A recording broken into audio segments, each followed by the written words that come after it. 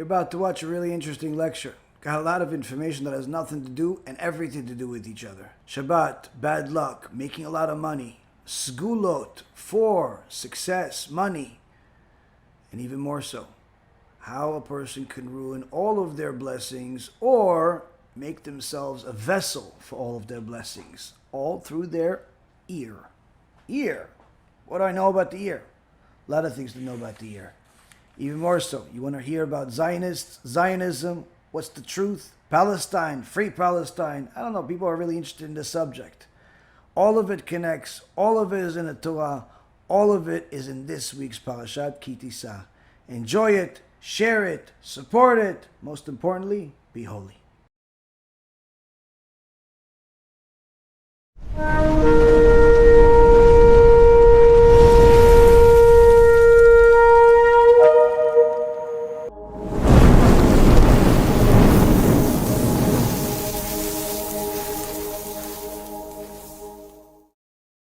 B'Shem Hashem na'aseh v'natzliach, Shiur Torah, Bruchim Habayim. We're here right after Purim, Baruch Hashem. Had an extraordinary holiday. I'd say, Baruch Hashem, it was the best Purim ever for us. Here in Yerushalayim, in Netanya, we had different people learning Torah non-stop for a couple of hours as the extraordinary time frame to learn Torah. So Baruch Hashem, that was a very big success. Anyone that saw some of the videos we published of literally hundreds, I mean, I think it was over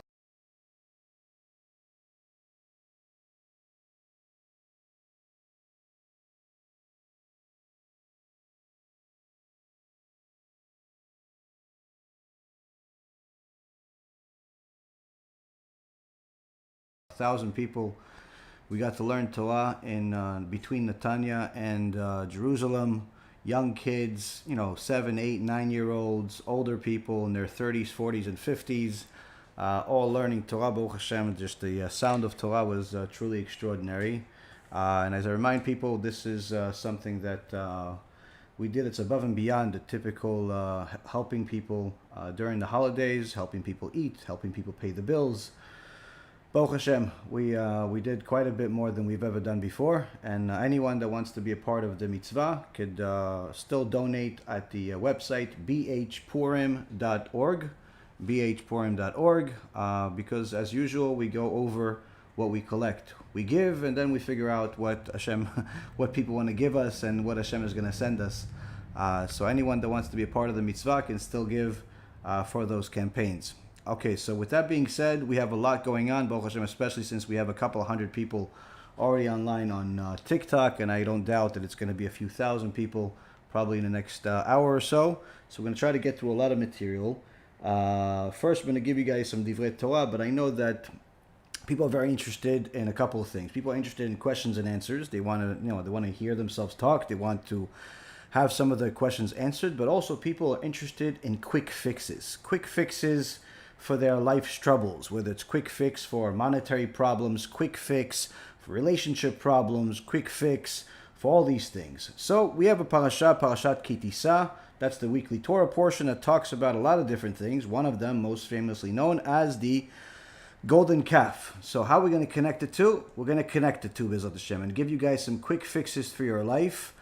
If you simply listen carefully, you're going to get a lot of quick fixes. Quick fixes that can transform your life into literally a heaven on this earth. But those that don't listen, those that log off, those that make it like background music, you're not going to benefit out of it. So we have in the beginning of the beginning of Parashat Ki Tisa, one of the things that we implemented in Purim, which is the machatzit shekel. Now, the whole concept of giving this specific amount of money, we learned from there that Hashem doesn't necessarily always want the rich people to be the ones that stand out when it comes to charity. So this specific tzedakah, no matter how rich or poor a person is, Ashir lo yarbeh ve'adal lo yam'it. That it says, the verse says in chapter 30, verse 15 in Exodus, the wealthy will not increase and the destitute shall not decrease from the half-sheckel. Meaning that this is a specific mitzvah that Hashem instituted, that He wants everybody to give the same exact amount. But even more than that, we learn that the whole purpose behind this mitzvah was for the sake of doing a census, counting how many Jews there are in a desert, how many Jews, Hashem's chosen people, are there, which we're actually being warned not to count Jews. And this is something specific that Hashem himself says it's against the evil eye. Now, if you would say that somebody would do something specific, if he's counting his money a lot, if he's doing all these different things that telling people about how successful he is, she tells about people how great her husband is, and all of a sudden they see an evil eye from people and they see that their luck is turned. Okay, I could understand that, evil eye is very much a real thing and it affects people. That's why you shouldn't necessarily talk so much about your life to people, even though that's the number one topic of conversation.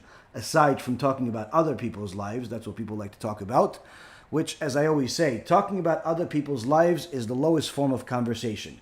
Reason why is because it simply shows that you have no brain in your head, that you can't talk about anything intellectual.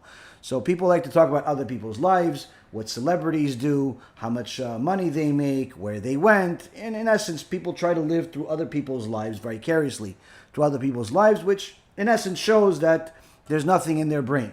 But at the same token, people also like to talk about their own life.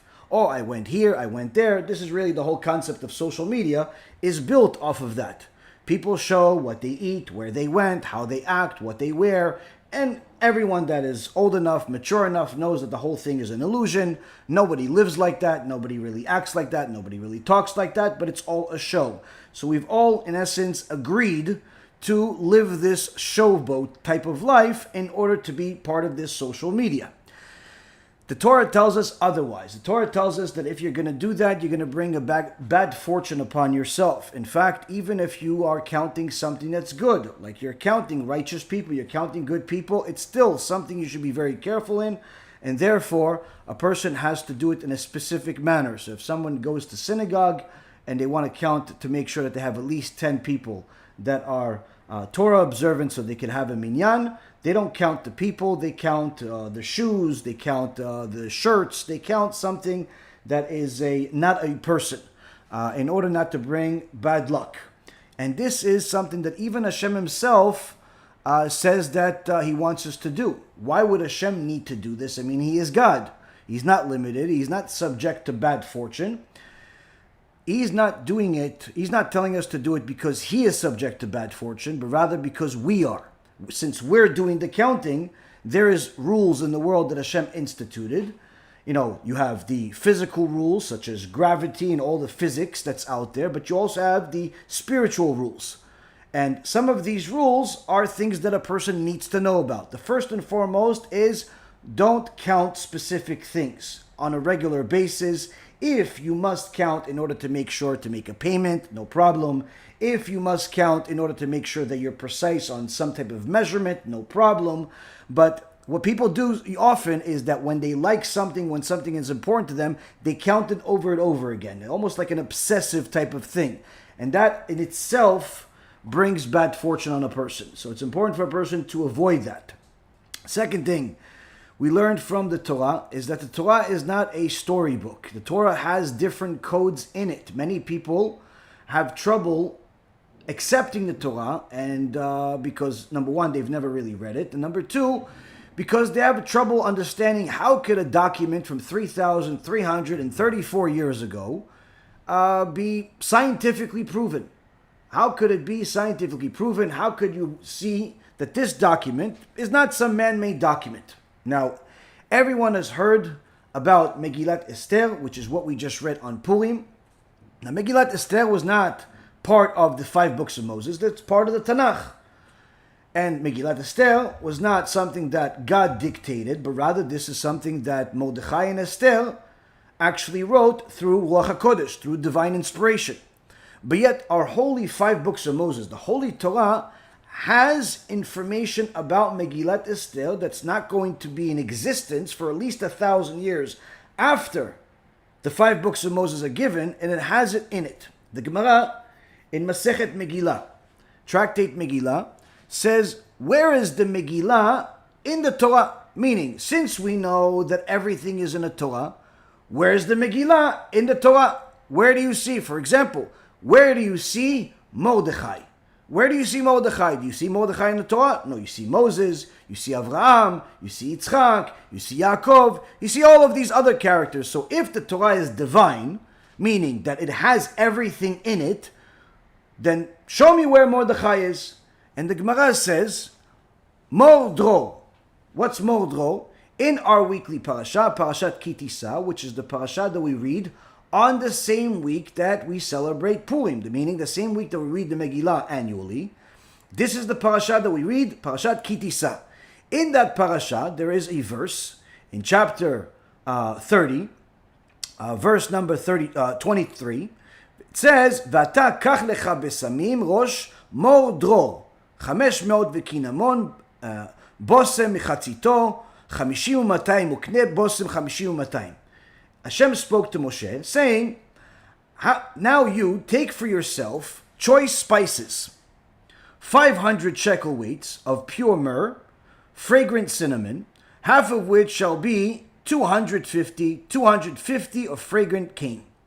So the Gemara says, in this verse is a code where you will find Mordechai. Mordechai that's mentioned in the Megillah. What's the code?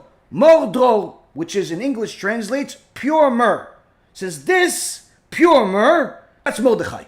Now, of course, a black Hebrew Israelite, Christian missionary, or any other non-Torah scholar looks at this and says, come on, this is crazy, you guys are insane. Where is Mordechai and Mordro? What, just because it starts with the same letter, that's Mordechai? Same two letters, that's Mordechai? No, that's because you're ignorant. Let's explain. You see, the Torah, as the Gemara in Masechet Chagigah says to us, was written 974 generations before Hashem created the world. Meaning, everything you have in the 5 books of Moses was already written before it came into existence. So then you would ask, well, how could it be that he wrote the Torah? And in essence, everything that's in it, the stories, Mount Sinai, the golden calf, Korach that went against Moses, Abraham, everything, and yet we still have free choice. That's because the Torah was written in such a format as we discussed last week, where it was without any vowels, without any spaces, meaning it was 304,805 letters, all connected as if it is a single word, meaning it's indiscernible. You cannot read it. You can't understand what it says.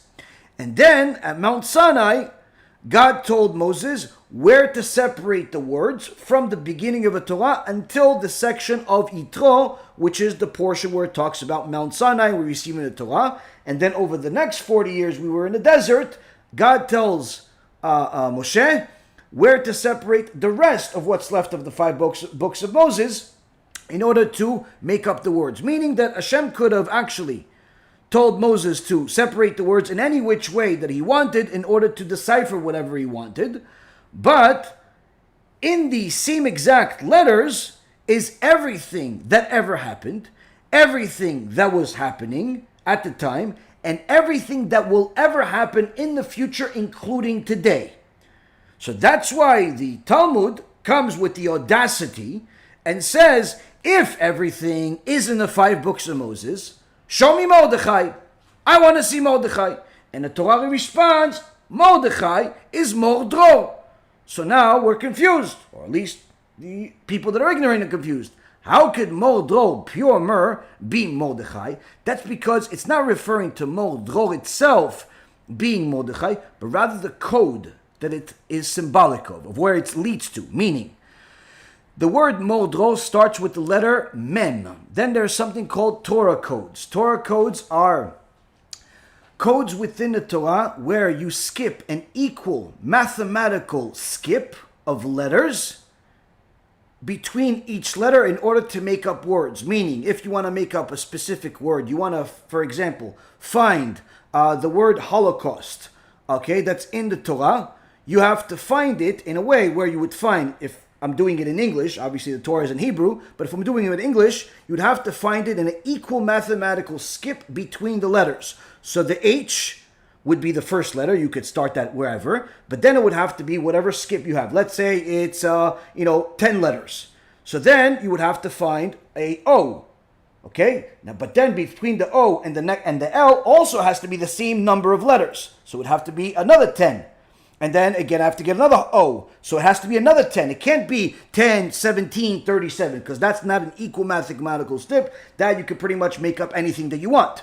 So we have to see that this is there with specific number of letters that are between them in order to show that this is by design. And there is no greater design that I know of than this particular code that's in the Torah. Why? Because unlike many of the Torah codes that you would find that have a small mathematical skip of 7 letters, 10 letters, 50 letters, this one has a huge skip. 12,196 letters. Meaning, if you want to find the word Mordechai, the name Mordechai, in the Torah, you start at this verse in our weekly parasha where it says Modro, the Mem. You count 12,196 letters and you arrive at the Resh. Then you count another 12,196 letters and you arrive at the Dalit.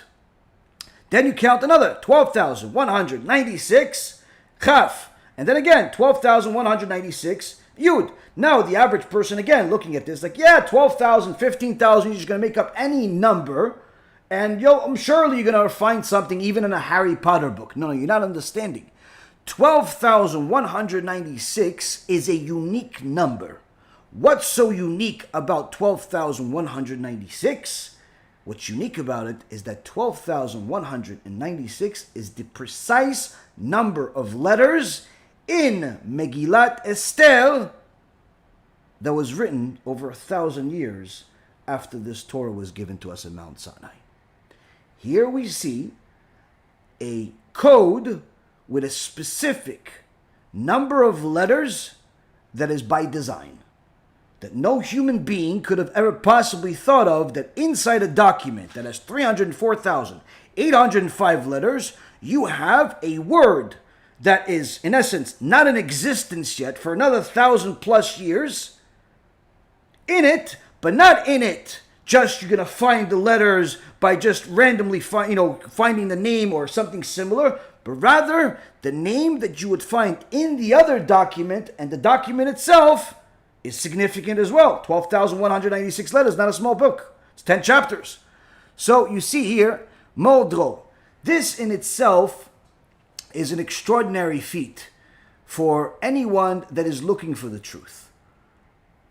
Anyone that is yearning for the truth. But of course, anyone that isn't is going to say, okay, fine, maybe I can find something else in a different book, and then they're going to, look for other things in other books and never find anything. But nonetheless, anyone that has their eyes open sees that this is literally in itself enough proof that Torah is divine more than anything else, and also proves that the Megillat Esther, the Megillah itself, is also divine, obviously by design. The code for Esther, the other main character in Megillat Esther, you could also find with the same number of skips in the book of Deuteronomy, chapter 31, verse 18. Same exact thing, 12,196 backwards. Same exact thing for Esther as you have for Mordechai. As the man is on the right side, woman is on the left side, and they meet. So again, seeing how precise the Torah is and how it was written and given to us, not in a way to just simply tell us stories, but literally tell us everything that will ever be. Further, we see in the Torah where we have a Segulah. A Segulah is, in essence, a special thing to do in order to get something. Like this is, how do I say it in English? A Segulah is like a something like how do you say Segulah in English? This is a tough one. Put it this way. This is that get out of jail free card type of thing. This is that quick fix type of thing that a person can do in order to get what they want. Number one thing that most people want is money. People want money. People want money. They want to buy things and so on. A remedy. Okay, somebody says a remedy. Interesting. Remedy is not a precise a translation, but it's certainly better than what I've said so far. So thank you very much for that. So there is a spiritual remedy for money. What's the spiritual remedy? Book of Exodus, same parasha that we're in, chapter 30, verse number 34. ויאמר אדוני משה, קח לך סמים נטף ושחלת וחלבונה, סמים ולבונה, זכה בד בבד יהיה. ועשית אותה קטורת, רוקח מעשה רוקח ממולח טהור קודש, ושחקת ממנה הדק, ונתת ממנה לפני העדות באוהל מועד, אשר יבעד לך, שמה קודש קודשים תהיה לכם, והקטורת אשר תעשה במתכונתה, לא תעשו לכם קודש תהיה לך לאדוני. Here we have the Parashat Ketoret, the incense. Hashem says to Moshe, take for yourself spices. And he gives him a specific recipe of spices. And this is something that we recite during our prayers in the morning, as well as in the afternoon, the Mincha prayer. The Ateret Paz, Rav Pinchas Zvichi, one of the Gdolei Ador that I had, Baruch Hashem, the privilege of meeting and befriending and Baruch Hashem, learning with and sitting with when we were in Israel a few times. And the Baal Ateret Paz, he's a giant chacham. He's written dozens and dozens of books. He literally takes any particular subject you can possibly imagine and he writes 1,000-page books about it, full of sources, full of wisdom, full of, like, how do you have that much information about any one particular thing? I don't know. But the Baal Ateret Paz, Rav Zvichi, writes, he has a whole book as part of his series, Ateret Paz, it's probably about 700, 800 pages, about the Ketoret. About this Ketoret, the incense that we're talking about. And in so many words, he brings you endless amount of sources from throughout the ages, from all of the sages throughout the ages, about the significance of saying this each day with kavanah, and how many gates in heaven it opens, specifically the ones that are relevant to money. Meaning, if somebody is yearning for money, they want to make more money. He works for some company. The company pays him $50,000 a year. He wants to make $100,000 a year. Now, of course, if he's a good employee, eventually he can get there. But he wants it faster. He wants to get married. But to get married costs a lot of money. He needs to make 50% more. Now, if he works hard, eventually he can get there, but maybe it's not the time that he wants. He wants something faster. He wants something bigger. He wants to live in a better neighborhood. And so on. There's a million reasons why people want more money. The Ateret Paz says, you want more money? Most importantly, observe the Torah and Mitzvot. Don't do things that ruin the blessing of money. But if you want that extra Segulah boost, read the Ketoret every day. During the prayers, but read it, not like what many people read it, where sometimes they skip over it, and we're all guilty of that. Yours truly is guilty of it as well. I admit my guilt. I've skipped it several times. I was in a hurry. I was late. It happens. Mistake. Why?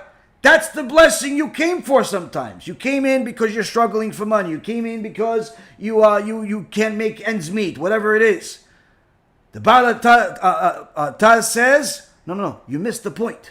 Yeah, of course, the Amidah is important. Of course, my Israel is important. Of course, everything is important. But the blessing for money, you missed it. What? It's the Ketoret. The Ketoret is a specific blessing that opens up the gates in heaven. What is it like? If any of you remember, we were kids. I don't even know if they have this anymore, but they probably do. I assume they do. I don't know. I guess I'm not that old. But I don't know, 25, 30 years ago, I used to go to school. And used to have lockers. You know, the football team, we had lockers. Well, actually, we were really poor, so only some of us had lockers. Some of us just had pretty much a cabin. You just stick your stuff in and hope somebody doesn't steal it.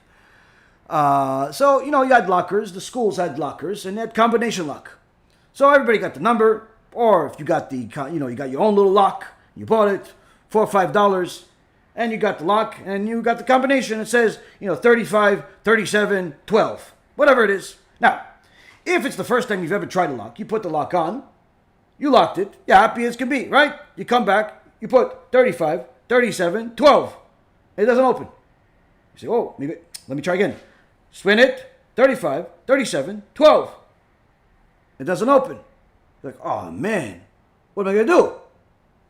All my stuff is in there. I got to go home. The keys to the house, the cleats, to practice. What am I going to do? Oh man, what am I doing? You start smashing on the thing. You lose your mind. Everybody's looking, what's wrong with you? I can't open the lock. What do you mean you can't open the lock? I don't know. It doesn't work. Look, the paper says 35, 37, 12. I'm doing it. 35, 37, 12, 35, 37, 12. 50 times, not working. And then your friend smacks you in the head, because that's how kids behave. And then it smacks you in the head. Like, what's wrong with you? Not 35, 37, 12. It says 35. And you see there's 2 arrows? Yeah, so 2 arrows means spin it to the right twice. Why? Just do it. 35, spin it to the right twice. Okay. Now it sees 37. Okay. Stop at 37. Okay, 37. Why do I do now? You go, see it says arrows to the left 3 times? Yeah. Spin it to the left 3 times. Why? It's because it says so. Spin it to the left 3 times. Now what? Stop at 12. Okay, 12. 12. Now pull the lock. Magic. Magic. Wow, how'd you do this? You're a genius. He goes, no, I just read the instructions. What do you mean? It's not just a number. It's the way. Same concept with prayers. Same concept with prayers. It's not just the words that you say. It's the way you say them. It's not just saying Hashem's name, give me stuff. He doesn't owe you anything. You have to say it in a certain way, with a certain kavanah, a certain time, a certain way. And a person that says the Ketoret in such a fashion has, like my dear friend Mike Weaver is telling you right now, has the cheat code. The cheat code for Parnassah.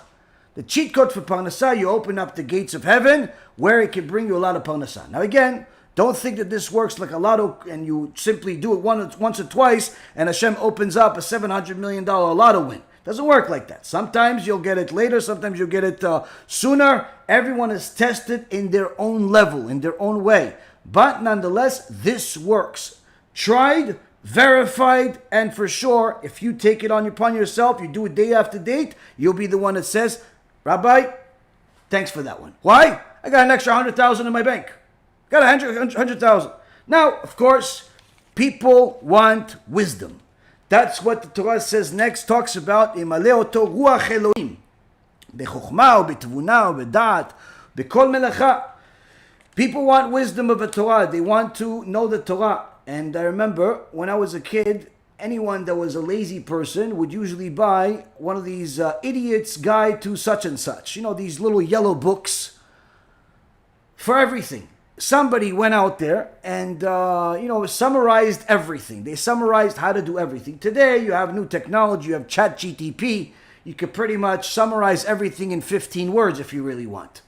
If you want to do something, you don't need books anymore. You could just use AI and it summarizes it for you. But that is also one of the reasons why the generation is becoming stupider and stupider. If you want wisdom, don't look for a cheat code. There is no cheat code for wisdom. You want wisdom of the Torah, you have to acquire it through toil. This is one thing that I know a lot of people wish it was different, but you must know that this is the only way. Why? As I was explaining to somebody just last night, the Torah is like a woman. And if you are nice to your wife, surely your wife shows you the same type of care. If you're nasty to your wife, or you're careless to your wife, or you are simply forgetful, you don't remember the anniversary, you don't remember the birthday, you don't even remember to say hello or good morning, and you don't even remember to say thank you when she gives you a meal. The next time you ask her for anything, especially if it's something intimate, most likely you're not going to get a yes. Most likely you're going to get, I have a headache. You're going to get, I have a problem. I don't have time. I'm busy. You're going to get a lot of messages. That's not the message you want to hear. Why? You simply mistreated her. What do you want now? You want something in return that's positive? Obviously not. Same concept with the Torah. The Holy Torah is not going to unfold ourselves, give ourselves to simply anyone that opens a book. Both of us can open up a book. You can read a page, I can read a page. You read a page, you understand a basic story. I read a page, I have 57 stories. What's the difference? Am I smarter than you? Not necessarily. But many times it's because one person was just willing to sacrifice only as much as it takes him to read the page. Meaning he was willing to sacrifice a minute or two of his time. The other person was willing to sacrifice money, time, effort, career, life, every single thing in their life. So certainly that Torah knows what the second person was willing to sacrifice and therefore was willing to show more of itself. So when you're looking to get this wisdom that's constantly mentioned in the Torah, don't look for a cheat code. Don't think that if you're going to buy some book from Barnes and Nobles that gives you the summary of what the Talmud says, you actually know what the Talmud says. It's simply never going to happen. And also for the person that's making a lot of comments about free Palestine, don't think that just because you put a bunch of flags on the screen, that's actually going to free Palestine.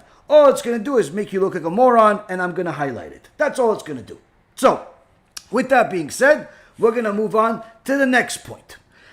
The next point, Rabotai, is Vayomer Adonai el Moshe לאמור ואתה תדבר אל בני ישראל לאמור אך את שבתותי תשמורו כי אות היא ביני וביניכם לדורותיכם לדעת כי אני אדוני מקדישכם ושמרתם את השבת כי קודש היא לכם מחלליה מות יומת כי כל העושה במלאכה ונכרתה הנפש ההיא מקרב עמיה 6 ימים יעשה מלאכה וביום השביעי שבת שבתון קודש לאדוני כל העושה במלאכה ביום השבת מות יומת. Here you have the Torah tell us something clearly. This is one of 12 times in the Torah where Hashem commands us to observe the Shabbat. The Jewish people are obligated to observe the Shabbat, but not just obligated like it's a good suggestion, obligated that this is what makes you Jewish, and this is what makes you not Jewish. So much so that the Torah says that you have to speak. Hashem says to Moshe, speak to Am Yisrael, tell them, you must observe the Shabbats, because it's a sign between me and you. Those that desecrate it will have death upon death. What is death upon death? If you die once, how can you die twice? The Chachamim teach us in the Gemara Masechet Shabbat that a person that desecrates the Shabbat has to understand what's at stake here. Their soul is cut off from their source, from their creator, which means, number one, any blessing that you have, gone. Even if you have a lot of money, that money will not be blessed. You'll have to spend it on medical bills. You'll have to spend it on lawsuits. You'll have to, in essence, give it to people you don't want to give it to. You'll die before you end up enjoying it. All of the things that cause people a nightmare of a life, that's what you'll have. You may have the big bank account digitally, but as far as actual real life enjoyment, you're not going to get from that money. Why? The blessing, the source of blessing is not coming. It's gone. That's number one. Number two, that person, that Jew that desecrates the Shabbat is not only cut off as far as the blessing, but is cut off spiritually in a sense that they put their Judaism on suspension. They are now considered in the same level as an idol worshiper. As the Rambam elaborates in Ilchot Shabbat, chapter 30, Halakha number 15, the last Halakha in Ilchot Shabbat, he says a Jew that desecrates the Shabbat on purpose or worships an idol are the same, meaning that a Jew that desecrates the Shabbat is considered the same exact thing as an idol worshiper, somebody that prays to a rat, to a cat, to a monkey, to a cow like they do in India, to anything but God is the same thing as a Jew that desecrates the Shabbat. Same concept. Which means that that person cannot be used in a Jewish ceremony. For example, if you want to get married, and you need 2 witnesses. In Jewish ceremonies, you need 2 witnesses to sign the ketubah. You cannot use someone that desecrates the Shabbat. If there is a court case, you need witnesses. In a Jewish court case, not a civil court case. If the witness desecrates the Shabbat, you cannot use him as a witness. Even if he saw the crime, he saw the guy take the money from you, he saw the murder, you cannot use him as a witness. If this person you want to buy food, you need to get, let's say, meat. If the guy that slaughtered the animal desecrates Shabbat, his meat is automatically not kosher. Even if he is the best butcher in the history of man, he is not he's not allowed to slaughter the meat if that meat's going to be kosher. He could slaughter for the Arabs, he could slaughter for the Christians, he could slaughter for everybody else. But for the Jewish people, he cannot slaughter. Why? He's considered an idol worshiper. So when a Jew desecrates the Shabbat, according to our Holy Torah, it says mot yumat. They have death upon death, meaning they lost a blessing. They lost their Jewish status. But worst of it all is that it's death upon death, meaning they die twice, not just their status in this world, but rather their status in the eternal world, meaning that a Jew that dies, a Shabbat desecrator, meaning they don't observe Shabbat, they drive on Shabbat, they smoke cigarettes on Shabbat, they work on Shabbat, that Jew, even if they were nice to their friends and generous with their local charity, and they even donated some money to save the butterflies in Africa, that person goes to Gehenna and never comes out. Until that neshama gets destroyed, until that soul gets destroyed eternally. So you have a situation here that is the worst of its kind. And it also is a situation where even if that person did the Segulah that we mentioned about before, it won't work. A rabbi gives him a blessing, it won't work. Why? All source of blessing. They have, let's say, just imagine, there is a spiritual pipe from the source above. Spiritual pipe coming down connected to your neshama. That's where Hashem gives all the blessings. Okay? So imagine, you want blessing to have a wife. That's through that pipe. Blessing to have a husband, if you're a female. That's through that pipe. Blessing to have good health. That's through that pipe. Children, through that pipe. Money, through that pipe. Whatever it is that you want, through that pipe. Right? You desecrate Shabbat, the pipe is cut off. What does it mean cut off? That means that the sustenance is coming down. It doesn't stop coming down, but it goes everywhere. What is it like? Just think of it this way. Just take a pipe. There's fluid going through it. Let's say just, your water pipe. What happens if you just decide to take a machete and cut that pipe off? Cut it right in the middle. While it's working, what happens? All of a sudden you see that pipe go all over the place, water go all over the place, or fluid go all over the place. It's a whole big mess, possibly a life risk. Same concept here. The sustenance keeps coming down. But because the person desecrated Shabbat, it goes all over the place. That money that you were supposed to get goes to your enemies. That blessing goes to your enemies. That girl you were supposed to marry, your friend marries her. That kid that you were supposed to have, somebody else has them. All the things you were supposed to get go somewhere else. And whatever you get is not what you were supposed to get. You get a bunch of problems. So this is, Rabotai, one of the ways that a person can destroy the blessings that God wants to give them. Furthermore, we have here a mistake made by Am Yisrael, which is going to get to the section that I think is going to really interest you.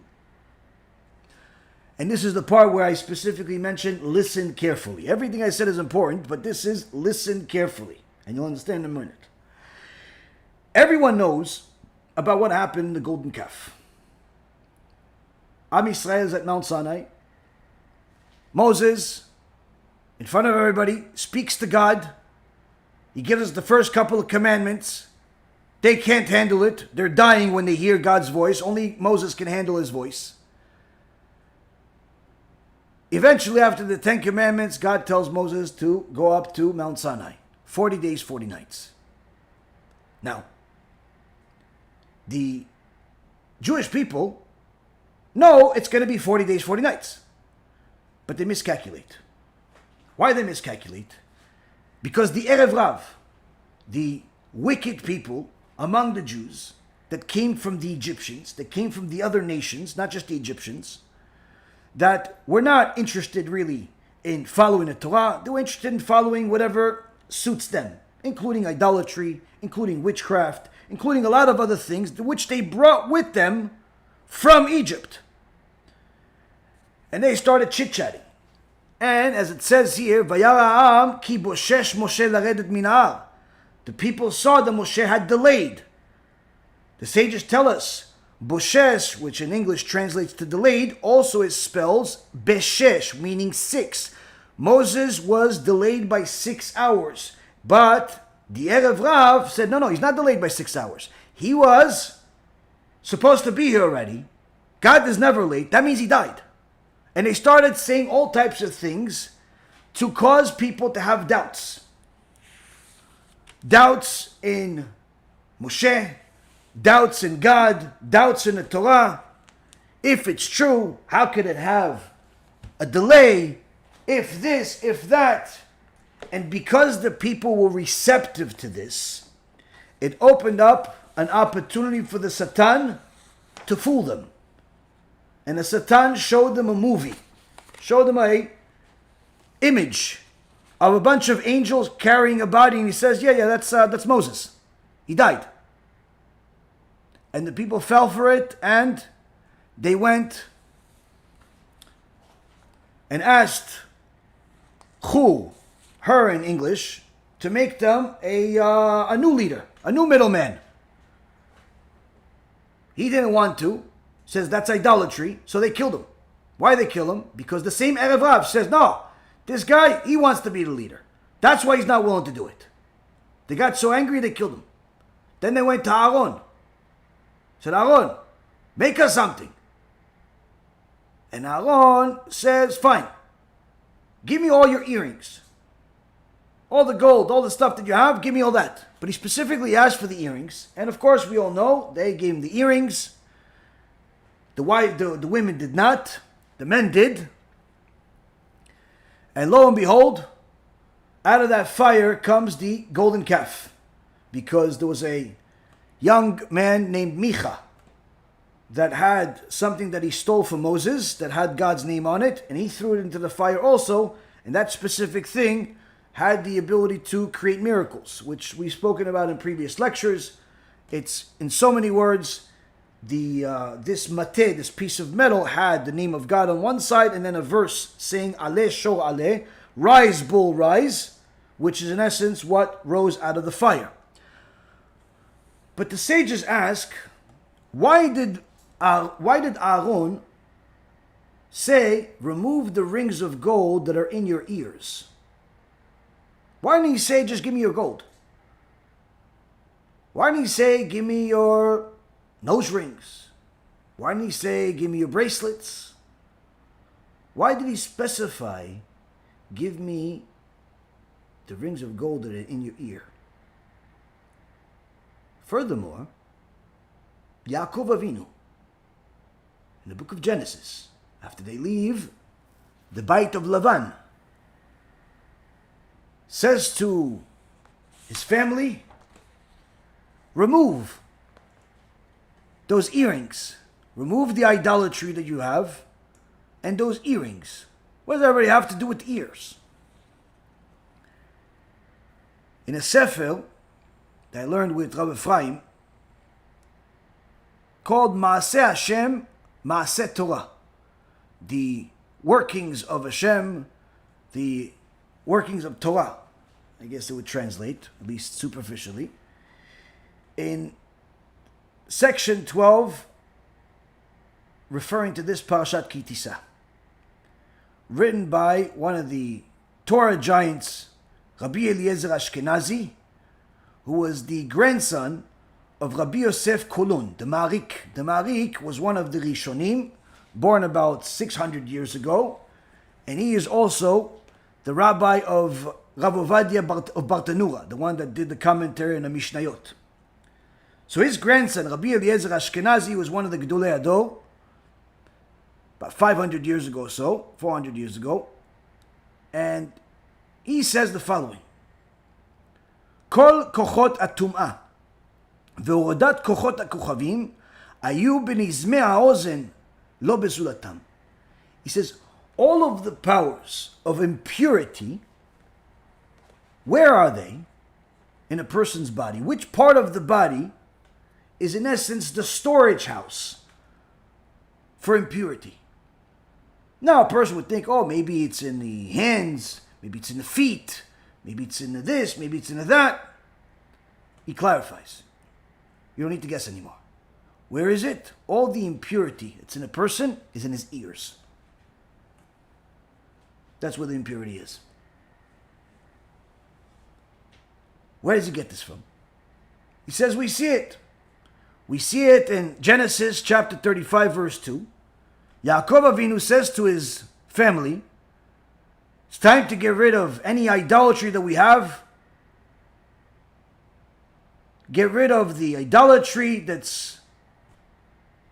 and they got rid of their idolatry that was in their hands, whatever statues or whatever they had, but also the nizamim asher be'ozneim, the earrings. He says because ki im haya levad min השלד שלקחו משכם, כמו שפירשו Rashi. So he says, if it was just the idols by themselves, then why is it specifying that they took the earrings off also? Just tell me, okay, you took off the idol, but why specify the earrings? And the same concept here in our parasha. It's because our sages teach us that the ears are the ones where you have the most problem. Why? Why did Aaron HaKohen say, get rid of this? He says, first and foremost, the earrings came from the house of Lavan. So in the case of Yaakov, the earrings came from the house of Lavan, which had names and pictures of idolatry on them. And in the previous generations, when people wanted to convince other people, missionize, like the Christians do today, and they want people to follow idolatry, you give a guy a statue, tell him, listen, pray to this statue. We just, made it last week, some clay, some stuff on it, pray to this, it's going to give you miracles. Obviously, anyone with a brain say, what do you mean, I'll pray to a statue? You just made it, I'm going to pray to it. Pray to it, you'll have miracles. How would they convince people? They had different things that were part of witchcraft that were in their earrings. Different images, words, letters, different types of things that are connected to witchcraft, and they would literally make miracles, make different types of things happen in order to convince people to pray to specific idols, because that would in essence increase their power as well. So because Lavan was the chief idolater, anything that came from his house, Yaakov didn't want anything to do with it. He said, you have to get rid of this, we have to bury it and eliminate it from the face of the earth. And this is also why we see that as soon as Aaron, in our parasha, threw all of these earrings into the fire, Tum'ah came out. Impurity came out.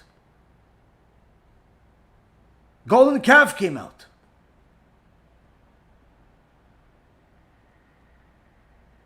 Later on we see in the book of Deuteronomy, chapter 7, verse 12, Vaya ekev tishmeun, that after you hear. Why after you hear? Why after you hear? It says, after you become receptive to the Torah, then these blessings can come. Why then these blessings can come? Because if your ears are still full of impurity, you're not going to be receptive to the Torah. This is why Yitro himself was different than his former colleague Bilam. Bilam was also one of the generals at the house of Paro, right next to Yitro. Yet Bilam went in his idolatrous way, getting everybody to follow him, whereas Yitro went in the holy way. What was the difference between the two? Vayishma Yitro. Parashat Yitro says that Yitro heard, meaning he heard with his ears. He heard the truth of what Hashem did to Amalek, and that was enough for him to abandon any idolatry that he was connected to. Again, having to do with the ear. Now, the Tanakh in the book of Proverbs, chapter 28, verse 9, says that sometimes a person will hear the Torah, but it won't help them. Why? It says, Mesir ozno mishmoa Torah, gam tfilato toiva. If one turns aside his ear from hearing the Torah, even his prayer will become an abomination. Meaning a person could pray for 2 hours. Please, God, help me. I want you to help me with my health, help me with money, help me find a wife, help me find a husband, help me this, help me that. And instead of God answering them, God considers their prayer disgusting, an abomination. Toeva. Toeva means disgusting. But he's praying to God. Why would God find his prayer disgusting? The Chachamim teach us this is the reason. Torah was available to him to hear. Torah was available for her to hear. But when the rabbi wanted to speak Torah, when the book that was in front of them was full of Torah, they really weren't interested in listening to that. They really weren't interested in changing their life. They really weren't interested in becoming more modest. They really weren't interested in observing Shabbat. So Hashem says, if you turn your ears away from my Torah, even your blessings will become an abomination to me. What is this like? A person wants what he wants, how he wants. But as we said before, even the lock has conditions. You can't just turn it the way you want. You have to turn it the way according to the instructions. And there are some people that want what they want, how they want it, and they simply refuse to listen. During the Holocaust, 6 million people, 6 million Jews, I should say, were murdered in cold blood. But that does not mean that there weren't an extraordinary amount of miracles. Miracles for those people that were receptive. One of the great Chachamim at the time that was in the ghettos was a Rav Weizmandel. Rav Weizmandel, he wanted to do everything possible to learn Torah, to do mitzvot, to follow everything to the T. And Rav Weizmandel, Rav Michael Ber Weizmandel, was stopped short when the Nazis attacked his life, his community, his very existence. And he had to hide, along with a group of other people, underground. And they had to hide and literally starve themselves because any time they had to go outside, it was simply risking their life. If a Nazi would see you out there, they'd kill you on the spot. No arrests. Now he was in a small underground cell with a group of women, and it was Purim. And he wanted to fulfill the mitzvah of Mishloach Manot, to give a gift, a food, to his fellow Jew. But the only thing that he had was a cube of sugar, small cube of sugar. And he took his cube of sugar and he gave it to one of the people there. And he was happy as can be that he gave this sugar to somebody, even though it's all the food that they had in the world. He was able to fulfill a mitzvah. And it gave him a spiritual uplift. Now the women that were in this group, although they were religious women, they brought a bunch of magazines and books that weren't exactly very kosher, let's just say that.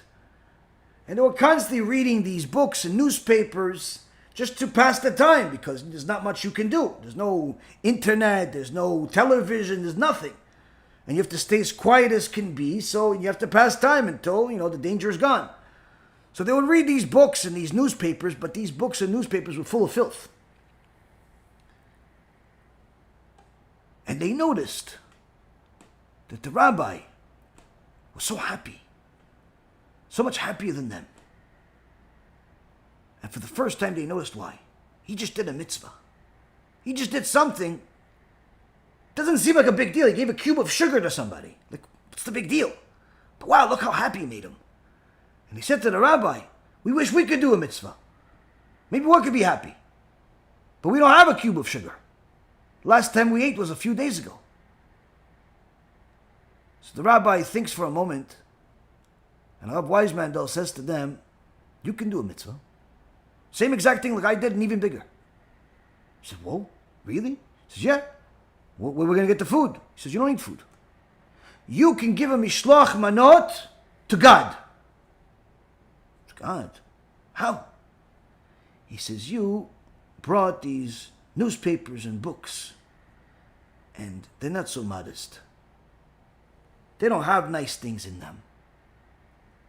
If you sacrifice these things and swear that you're never going to read them again, you're going to destroy them, that is the greatest mishloach manot gift that you can give to God, because it'll protect your neshama. the women were so excited that they're able to do something.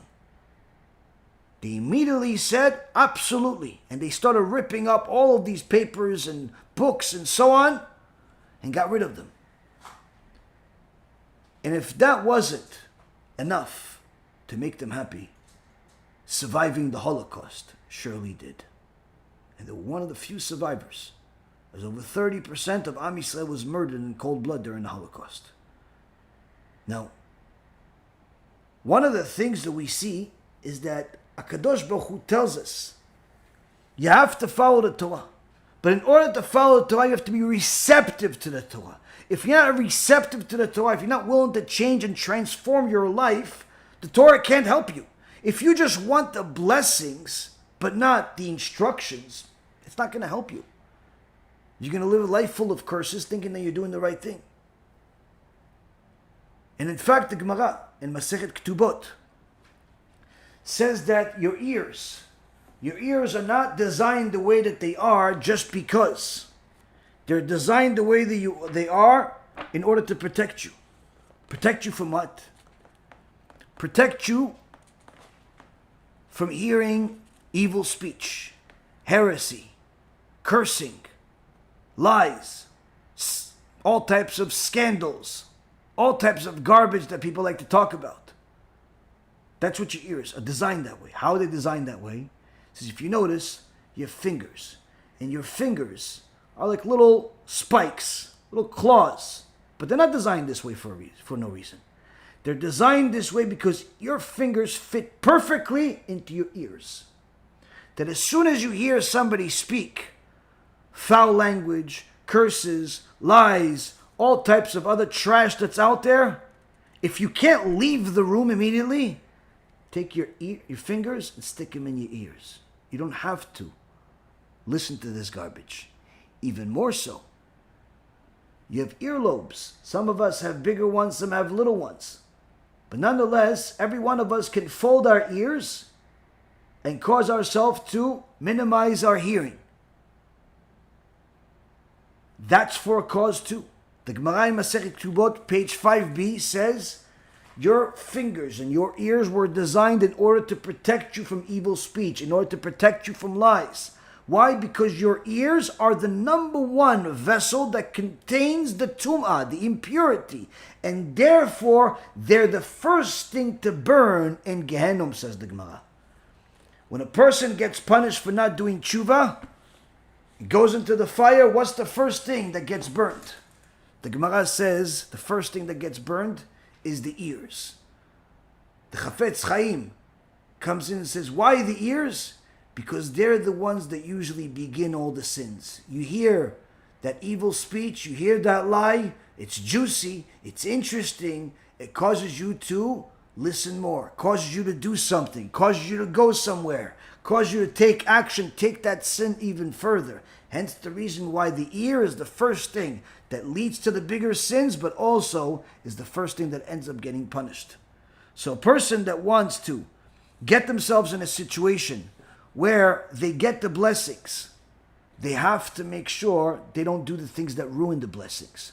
Don't talk about people unless you're looking to help somebody. Don't lie and don't listen to lies, even if it's juicy, even if it's interesting. Don't pass rumors around. Even if the rumor seems like it's yes, don't. Don't waste your time on things that are not going to be productive to your life, such as listening to different lectures and videos that are simply not conducive to you having a better life. Don't look for interesting speakers and interesting things. Look for things that are productive, something that's going to help your life become better. People spend an enormous amount of time on the internet watching videos and reading articles and so on, but most of the time they spend is not really educating them, but rather degrading them. They literally becoming stupefied over time. You see people spending hours and hours on the internet, but literally becoming stupider. How could it be you're spending more time consuming more resources but are becoming stupider? Simple. You're spending it on the wrong information. You're listening to the wrong information. You're listening to songs that are full of vulgarity and animosity and all types of other garbage. You're listening to speeches that are simply useless. they're just talking about things or people or things that are simply not relevant to your life, especially not your day-to-day life, and needless to say, your marriage and your parenthood, and even you being a good son or a good daughter. Most of the time that people are spending in the world is unproductive. This increases the impurity that's in their ear, which is causing them to be more inclined to sin and more reluctant to listen to the Torah. And the more reluctant the person is to listen to the Torah, the more reluctant they are to change. The more reluctant they are to become more observant. And the more they're inclined to follow simply the things that are in their heart. Things that feel good. But the things that feel good typically lead us the wrong way, and not towards the blessings. So if a person wants blessings, they have to know that they have to use their time here in this world, however long it is, in a productive manner. If you want to get blessings for money, we said the Ketoret is one of them. A few other ones is to also learn Torah and have emunah in Hashem by giving maaser. Anytime you make money, invest at least 10% of it into the Torah. Give it to a kollel, a yeshiva, a kiruv organization, without thinking twice, without doing too many calculations. Why? You expressing your emunah with money is certainly going to open up the gates of heaven for you to get more money. Hashem owns everything. You have to give him a reason to give you more. Many times people give their tithe or their 10% or their tzedakah, charity, whatever you want to call it, to the wrong causes, to the wrong places, to places that are local, to places that are popular, but not necessarily to the places that are productive, to places that are actually helping people. Don't use your money to save some animal in a zoo. Use your money to save people. So, if a person uses the money that they have to help people get closer to Hashem, they become a person that can become a vessel that Hashem will use to bring more sustenance to the world. Why? Because now that you have become this person that is constantly giving money to help people learn more Torah, to help people get closer to Hashem, that in essence means that those people's lives depend on you. And therefore that vessel that they need to get their sustenance through can become you. And therefore you end up getting more out of it. So a person that gives maaser can end up getting a lot more blessings as a result. A person that expresses their emunah by giving it on a regular basis, by even giving chomesh, certainly is assured that they're going to be successful in life and become rich. But not if they just do that. They also have to follow the Torah. And by following the Torah, that means they can't ruin the blessings by doing things like we discussed, which is talking about people making certain big sins, especially issues with morality. If your wife is not modest, if you are not modest, the blessings can be ruined just like that. If you're wasting seed, if you're promiscuous, you watch pornography, blessing is gone like that. A person has to understand that Hashem wants to give you all the blessings in the world. They're all there, they're all going through the pipe. They're all going through the pipe. How much arrives is based on your actions. How many things you do to ruin it. It's much easier to ruin it than you can imagine. But it's also very easy not to ruin by simply not doing those things. Lastly, Onek Shabbat. When it comes to Shabbat, as we heard, you not only have to observe Shabbat, but you have to be very generous in Shabbat. Spend your money. If you want to get a beautiful new dress, a beautiful new whatever it is, use that for the sake of Shabbat. Buy the dress because you want to wear it on Shabbat. Even a toy. You buy your kid, buy the toy so they could use it on Shabbat. They could use it the rest of the week also, but buy it so they use it specifically that first Shabbat. A book, read it for on the Shabbat. Food, all the beautiful, tasty things that you want to eat, buy them for Shabbat. Why? When you buy things for Shabbat and you make Shabbat more beautiful, that in essence is enough of a reason for Hashem to give you even more. And last but not least, make sure that you have this emunah when the heretics come and attack you and tell you, listen, this doesn't make sense in our modern world today. And we're going to finish up with a story and then you guys can start asking a million questions. During the Holocaust, or actually years after the Holocaust, after Hitler, Yimach Shimo, we had Stalin. Stalin murdered millions of people. Literally millions of people. And his own people. Starving his own people. Destroying his own people. But he also had a special agenda for the Jewish people to destroy all of them. He was so powerful that word was that he became God. Literally, people of his country and even around the world started believing that he is indestructible and he's going to live forever. And some people even said that he was already a few hundred years old. And they simply lost all hope in life.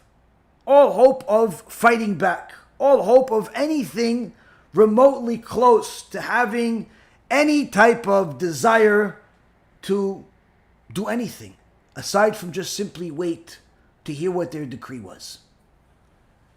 There was a tzaddik named Rav Zilber, Rav Yitzchak Zilber. And this tzaddik was learning and teaching Torah even through this Holocaust in Russia. Now, one of the people heard the rabbi teaching somebody else and said, why even bother learning this, teaching this? Don't you know Stalin's going to kill all of us soon anyway? Zilber looks at him in front of everybody. He says, who said that Stalin's going to kill us? Maybe he's going to die. He says, no, come on, Rabbi. He's indestructible. He's nothing. He's never going to die. He's too powerful. He has doctors that are figured out the solution to eternal life. Rav Zilber says, with the blessing of this Purim, you'll see that he won't. The next day, the guy runs towards Rav Zilber.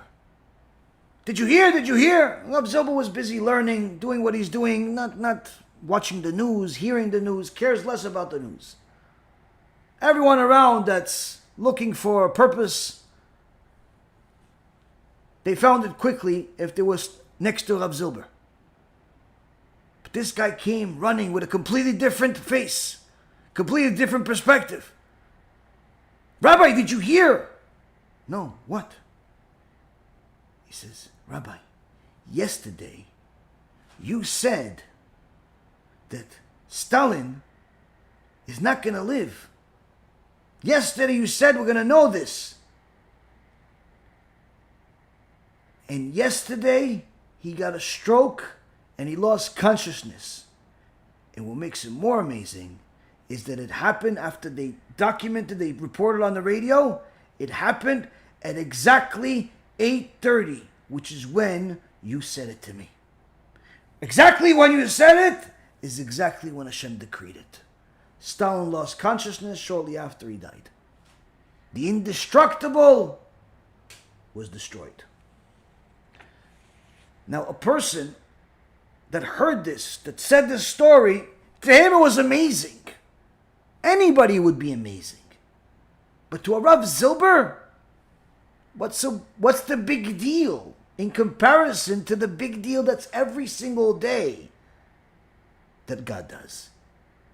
I live through this miracle by connecting to God every single day. You just discovered it today, but I see it every day. So you see, Rabotai, a person can have a blessed life if they fix their ear to hear the Torah. With that being said, you guys could ask some questions and Bezrat Hashem will give you some answers. What chapter is that in Exodus? I'm not sure what you're referring to. If you're referring to the part where Aaron gives tells them to take the earrings off, it's in chapter 32. Chapter 32, verse 2. Vayomer aleim Aaron parku nizmei hazahav. Aaron says to them, remove the rings of gold that are in your ears. Okay, let's see what we have here.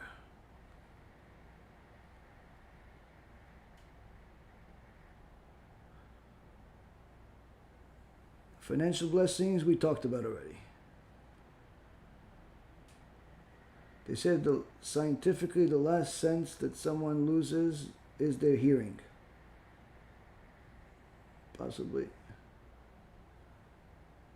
Alright. Some of you are sending me a football and a robe, a free Palestine. Interesting. Not sure what I'm going to do with all these robes, but okay.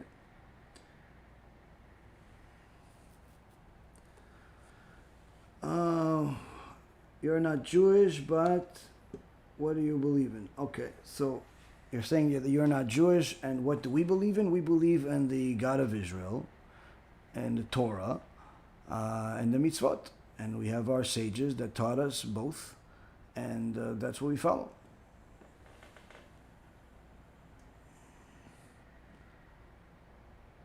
Let's see, trying to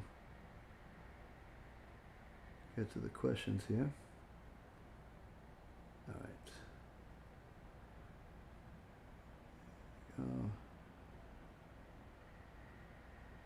Will goys be slaves? You're talking about at the end of times? Okay, that's a good question. Okay. So the prophet says, this is the prophet Zechariah, and also there's some other places talks about it, at the end of times. What will happen with the Goyim? Now the anti-Semites would love for you to think that the Jewish people are going to enslave all of the Gentiles, torture them, beat them up, sort of what happened to the black people here in America and other countries, sort of what happens to people in Saudi Arabia and other countries. But that obviously has no foundation, no remote similarity to what the Torah says. So what does the Torah say? Now, at the end of times, there's going to be several different time frames, several different events. First and foremost, there's going to be a war called Gog Magog. Gog Magog is you want to call it World War III, you want to call it the end of all wars, whatever you want to call it. It's called Gog Magog according to the Torah. This war will start with a war between Ishmael, which is the Muslims, and Edom, which is the Christians. It's going to be a world war. Initially, they're going to kill each other, fight each other, try to destroy each other, but then they're going to turn around, stop the fight, and then both of them attack Israel. Simply blaming everything on Israel, which is not so far from the reality that we already have in the world today. And part of the prophecy is that at some point, the Ishmael will rule over Israel for a period of 9 months and do a lot of harm to the people that are there, and as they already do now. Now, at some point, the war, obviously the war is never going to stop. It's going to be a continuously built war and so on, but at some point, the Mashiach is going to come. The Jewish Mashiach is going to come. Not the Christian Mashiach, not the Arab Mashiach. The Jewish Mashiach is going to come, and the war is going to take the next big step. Once the Mashiach, son of David, will come, he will fight against the enemies of Am Yisrael. He will defeat all of them. 2/3 of the world are going to die, are going to be destroyed during these wars, some at different parts, but 2/3 of the world will die in a short period of time. The Gaon Vilna says 8 minutes. There's going to be a nuclear war where there's, as part of this Gog and Magog, where in 8 minutes, 2/3 of the world are going to die. 1/3 will remain. That third that remains, some of them will survive, but needless to say, the majority that survive are going to be Gentiles. Simple reason is logic. Why? Because you have in the world today somewhere around 20 million Jews that we know of, probably a lot that we don't know of. Let's just call it another 200 million that we don't know of. But the majority of these 200 million Jews are not Torah observant. If a Jew is not Torah observant, they're not going to survive this Gog and Magog. The only people that are going to survive are Jews that are righteous Jews, that are Torah observant. They're observing Shabbat, they're observing family purity, they're observing the Torah. That is what gives us a right to exist. The Gentiles, they have to observe the 7 Noahide laws, which are fewer but not necessarily easy. So certainly out of a third of the world, if you have, let's say by then, 9 billion people, a third of the world, let's just calculate, for easy calculation, is 3 billion. Even if you were to say, in the extreme case, that 200 million Jews survive, which again, we only know of 20 million right now, but let's say 200 million survive, even if all of them survive, that still leaves 2.8 billion non-Jews. So now, the anti-Semites would like people to think that, oh yeah, the Torah says that the Gentiles are going to grab the Jewish tzitzit, and they're all going to become their servants and slaves and so on. You know, what the sages teach us, and the Torah teaches us, is that at that point, once the Mashiach comes, once it is clear to everyone that the only divine document that has ever existed and exists today is the Torah and nothing else. Not the Quran, not the New Testament, not the Buddhist teachings, not the spiritual teaching, nothing else. The only divine document, the only truthful document that has always existed is the Torah. Now, that means that everyone is going to accept or reject it. There's no middle ground. There's no like, oh, maybe yes, maybe no. Either you accept it or you reject it. This is going to be the process. This is going to determine who's going to survive, who's not. People that accept it 100% are going to be the part of the people that survive. People that reject it, fight against it, are going to be part of the 2/3 of the world that die. So now, at that moment, anyone that has survived, that means that they are a righteous person, whether a righteous Jew or a righteous Gentile. But that doesn't mean that they're going to be all knowledgeable. They're not going to know everything yet. They're going to still, they're going to want it. They're going to want to learn it, but they don't have it yet. So out of each nation, there's 70 nations, and the Torah tells us, the prophets say, that 10 people out of every one of the 70 nations will grab a corner of one of the tzitzit, meaning that every Jew that wears at least one of these tzitziot that has 4 corners will have 700 people around each corner, total of 2,800 Gentiles around him, asking him, teach us Torah, because our fathers lied to us. This is a verse that's in the Torah. It's a verse that's in the prophets. Teach us Torah because our fathers lied to us. We don't have all the information. They were righteous enough to survive, but not knowledgeable enough. So every Jew will have 2,800 students, if you will, Gentiles, that want to learn Torah from him. Now, of course, they want him to continue learning. They want him to continue doing what he's doing in order to continue teaching them. In return for him teaching him, they're going to do everything else that's necessary. Whether that is run the bakery or run the building or, do all the things that are practically necessary for things to function, just like they already do now. You already work at a certain job because that job is necessary for the world, whether it's a police department or a fire department or a bakery or a hospital or, a nursery or whatever it is. Things that are, in essence, necessary for the world. So these people that want to learn Torah, they can't just decide to abandon everything and just learn Torah all day and all night. The world still has to function. As the Rambam says, the world will still function to a certain extent, no different than what it is now. So who's going to be the ones that going to do it? It's going to be the Gentiles that do it. Why? Because in return for their teacher having the time to learn what he needs to learn in order to teach them what they want to learn, in essence, their form of payment of doing it is going to be them functioning the world, running the world. So this is not slavery. This is by choice. They want to do this. No different than how a student wants to serve his master. How a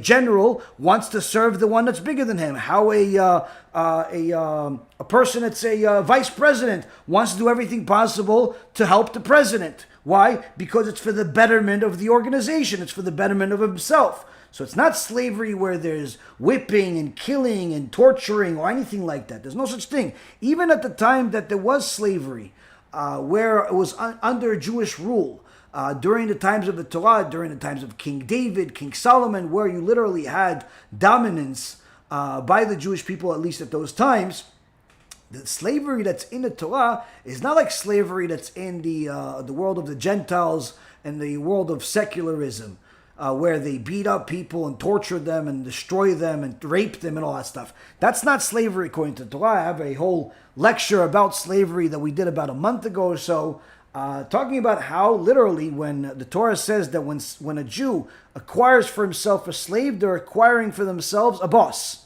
because they have to give priority to this slave, meaning that unlike the people that enslaved the black people, that tortured them and raped them and did everything horrible to them possible, the Jew has a priority of treating the slave in a good way, but in such a fashion that the good for the slave takes priority over his own good. So meaning, if there's one bed, the slave gets it. If there's one pillow, the slave gets it. If there's one piece of meat, the slave gets it.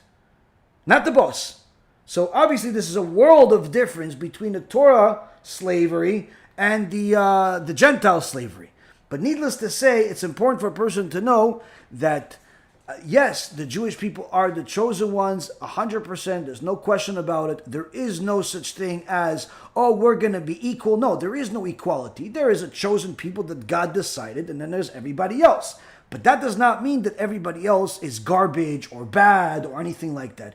It means everyone has a role. Everyone has a role in the world. The Gentiles have a role in the world. The Jews have a role in the world. Both of us have a common role, which is to serve God and to be righteous and to follow the law of the Torah according to what our specifications are. But that does not necessarily mean that one is good and the other one is bad, like people want you to think. This is unfortunately one of the tricks of the Satan, that he wants you to think that if there's no equality, that means that one side is good and the other one is bad or mistreated or is It's all nonsense. Everyone has a role in the world. Equality is not good. Equality is communism. When women got the idea that there should be equality between men and women, that's when society took the next stage in deteriorating as a society. Why? There should never be equality between men and women. Never. Why? Because you have two different roles in society. The men are supposed to produce one thing, the women are supposed to do something else.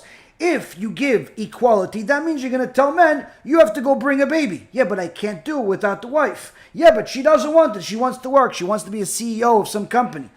It's great she wants to be a CEO of some company, but I needed to also bring babies to the world, or else we're not going to be able to populate, or else we're not going to have kids, or else we're not going to have certain joy in life that's necessary for that. Oh, she'll do both. Sure, you can do both, but the reality is there's always some type of lackings. If the wife is a career woman, there's going to be certain lackings in parenting. There's going to be certain lackings in the marriage itself. This doesn't mean that a woman should never work, but if work becomes the priority for her and the husband becomes the babysitter, there's gonna be a shortage in the places that are necessary. So you have to take all of those things into account. Now, of course, there are going to be, great scholars that lived exactly this way, where the husband was the one that was a Torah scholar, he learned all day, and the wife was the one that worked. And there's no problem in a woman working. Many times this is the most functional way. It's not a question of whether she works or not. The question is, what does she prioritize?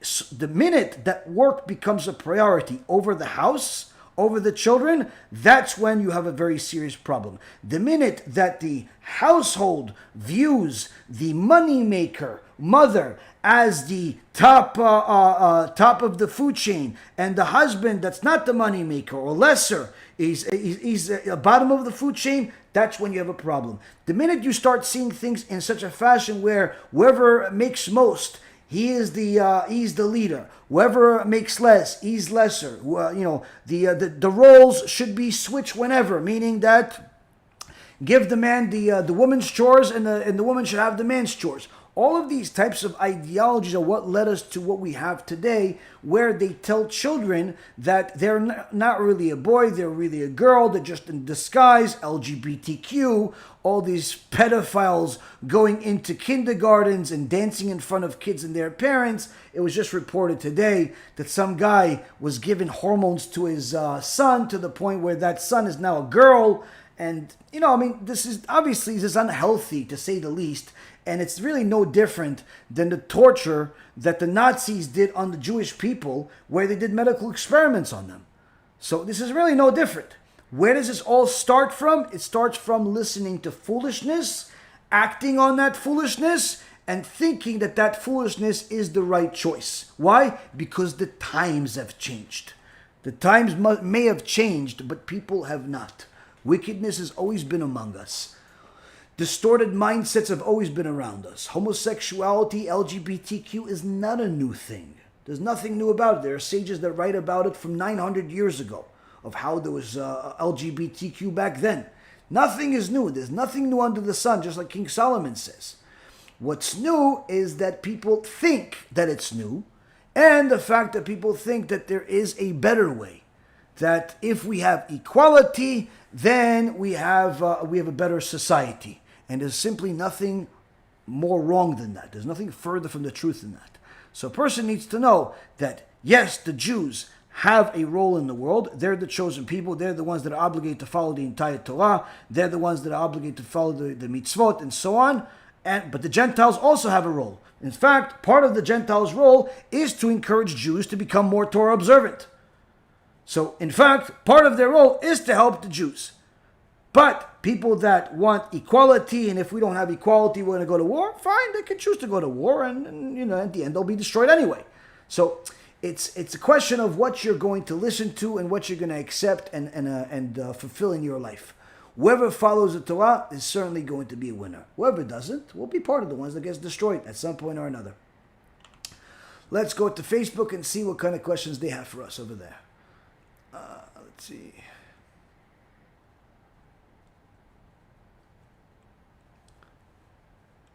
Oh, I see some of you guys are giving me a definition of a Segulah. I guess I should have looked at the screen. The Segulah is a complementary act. Oh, it's too. I'm looking for one word, but thank you. Let's see. Here we go. I was reading about the importance of tzniut, which means modesty. Do women have to wear stockings to cover their legs or skirt covering her? Did you ask this question last week? Covering their knees. How about open? You asked this question last week. Okay, so we're going to go over it again. In Judaism, modesty is an obligation, not a suggestion. And a woman is obligated to cover herself, where the clothes that she wears have to be, cover her whole body, but also be loose fitting, not tight. So the skinny skirts, even if they reach the bottom of the floor, it's not modest. Why? Because it gives too much of a definition of the woman's shape. So it needs to be loose-fitting clothes. It can be pretty clothes. It could be attractive clothes. It shouldn't be. It could be attractive clothes, but not attracting. It can be colorful. There's no problem. You don't have to wear black all the time or anything like some people think.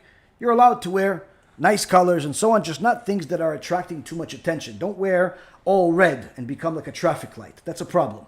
In fact, it's even other colors. If you wear some bright yellow color and your whole, everything from top to bottom is bright yellow, like neon yellow, it's also a problem, even if it is loose fitting. So again, you're allowed to be attractive, just not attracting.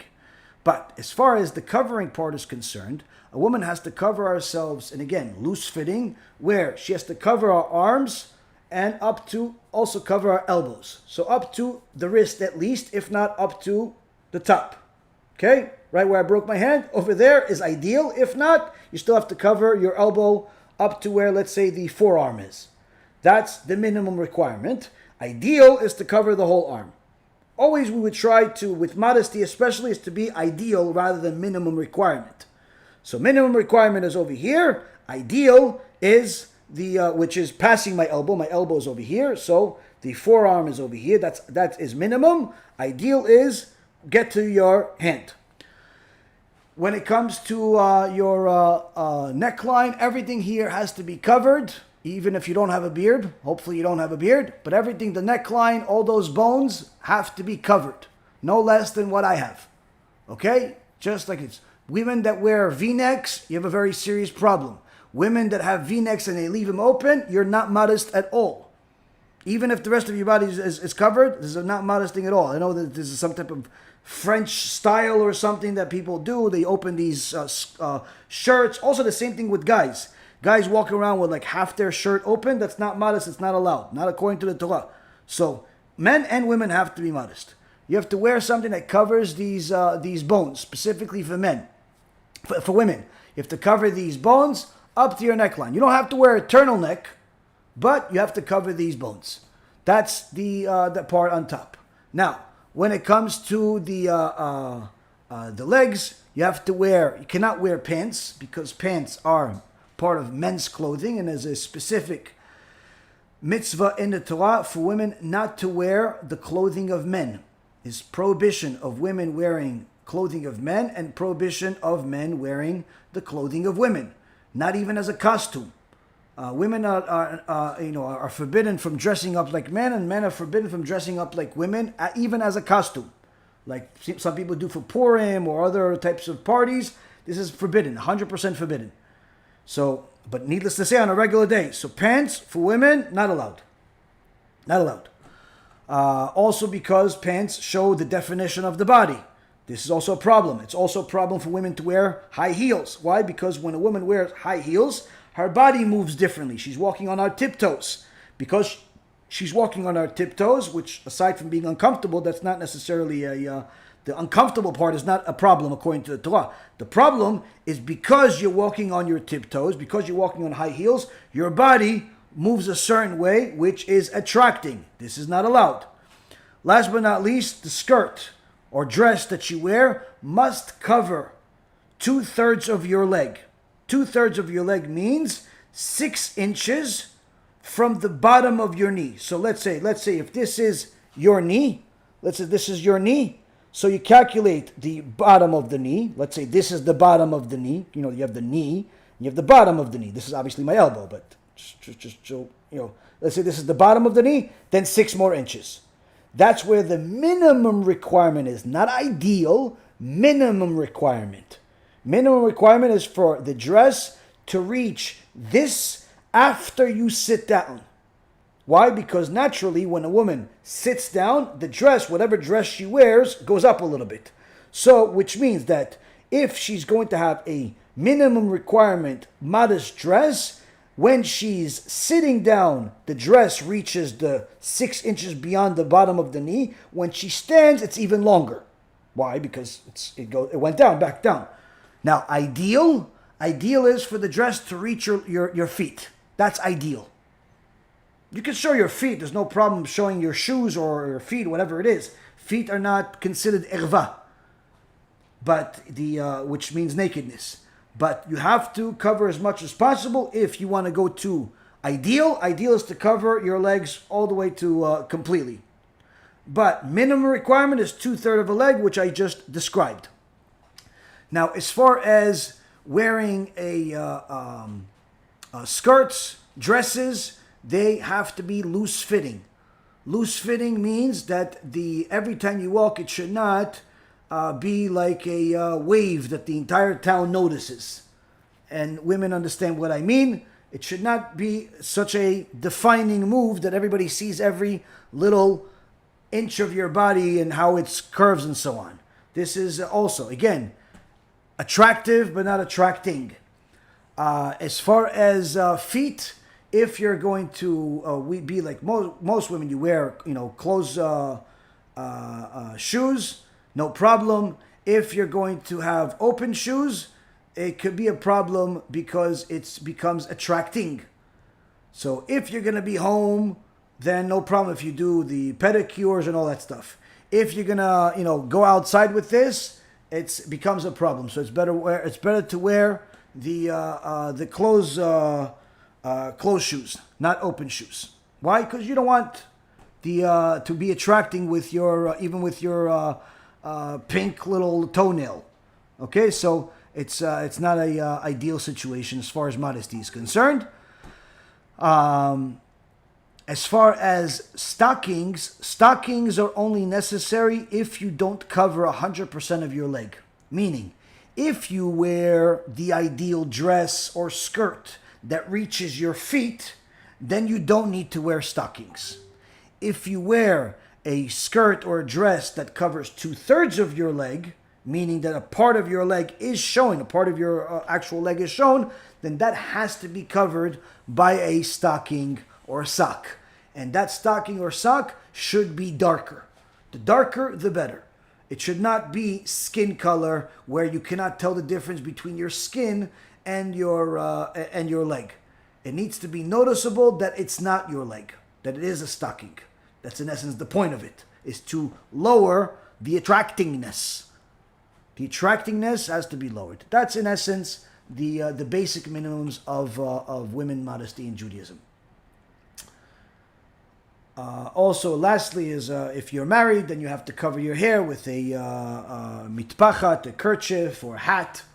Has to be covered if you're married. If you're not married, then it's highly recommended for you to cover your hair when you're praying. Praying and doing blessing, you should cover your hair. Next question. Let's see, maybe we'll go back to TikTok over here. I'm starting the Orthodox Gilut program soon through the Rabbinical Council of America. Very good, Baruch Hashem.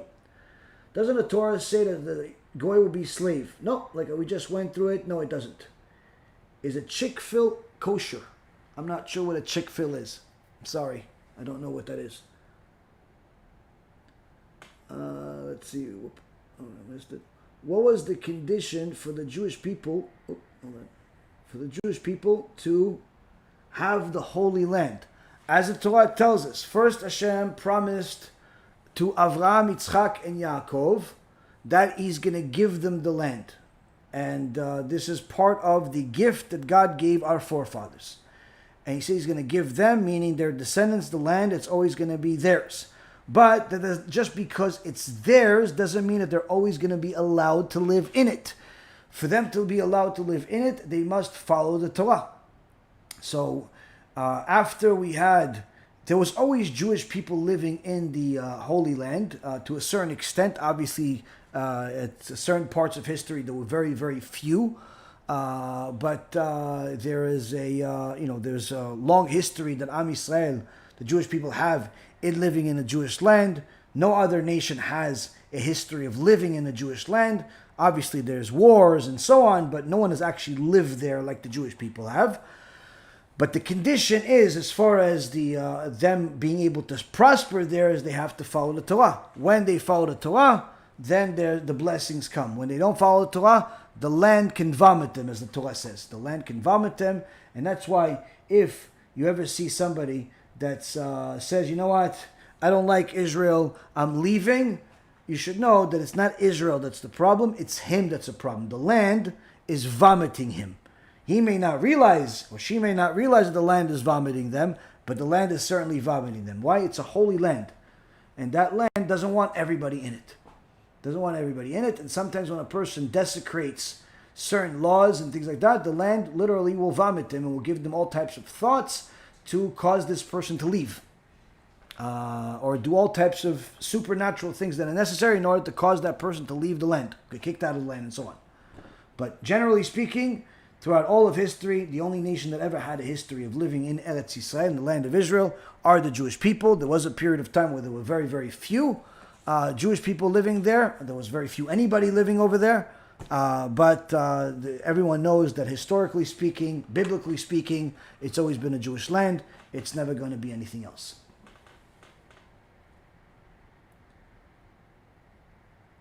Okay, why did you ask if your mind is made? I didn't ask. It says that they will submit and freely be slaves. Because you answered the question. Right? My Jewish problem is that Israel has taken the land of my people. Isn't it right? It isn't right.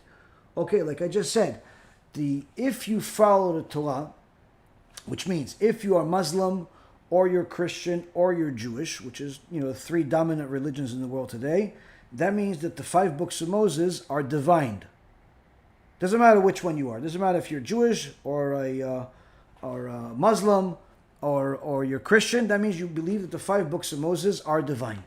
And the 5 books of Moses say that the land was given to the Jewish people, not to the Muslims and not to the Christians.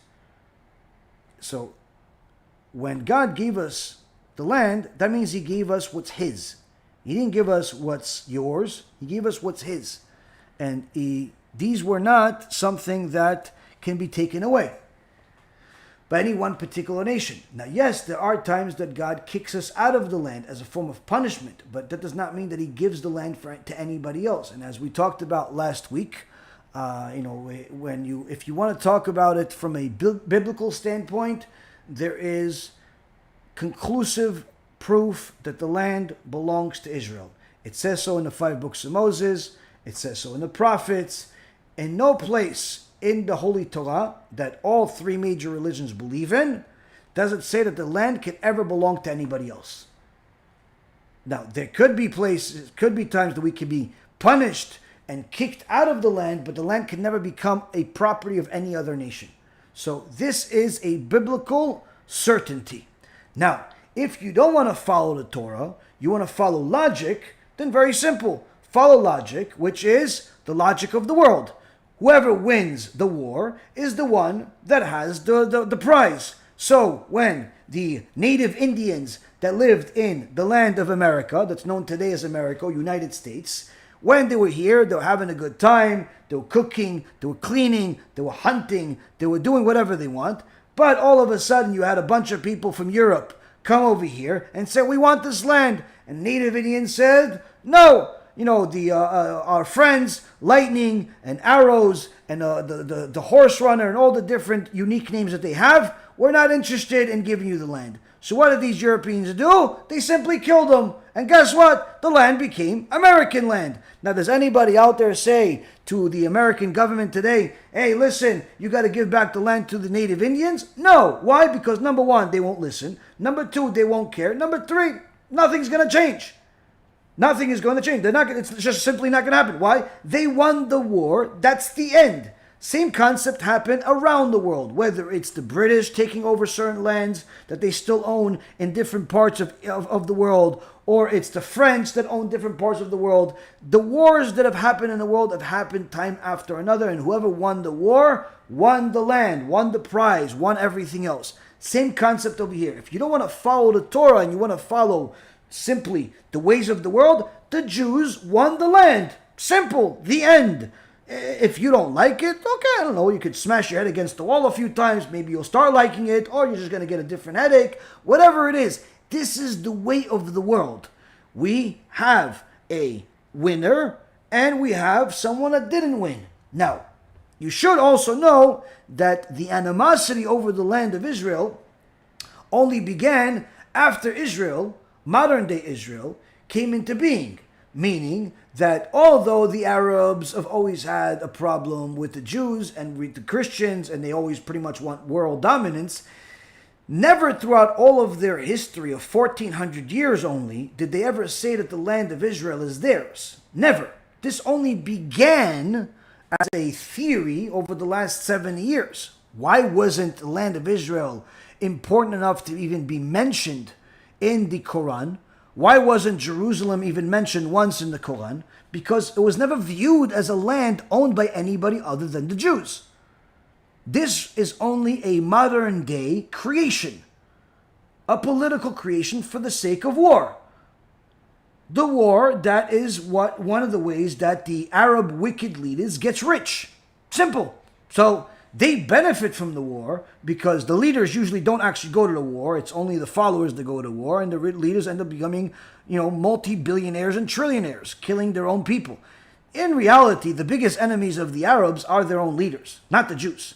But again, like I said, if you want to follow the Torah, which as a religious person from Christianity or Islam or Judaism, you must by default believe that the land of Israel only belongs to Israel. It can never belong to anybody else. If you don't want to follow the Torah, that means that you want to follow the law of the land. Law of the land dictates whoever wins the war wins the land. We won the war multiple times, and that's it. That's the end. If somebody wants to go against it, they're simply going to go against God, not the people, because God is the only one that decides who wins the war.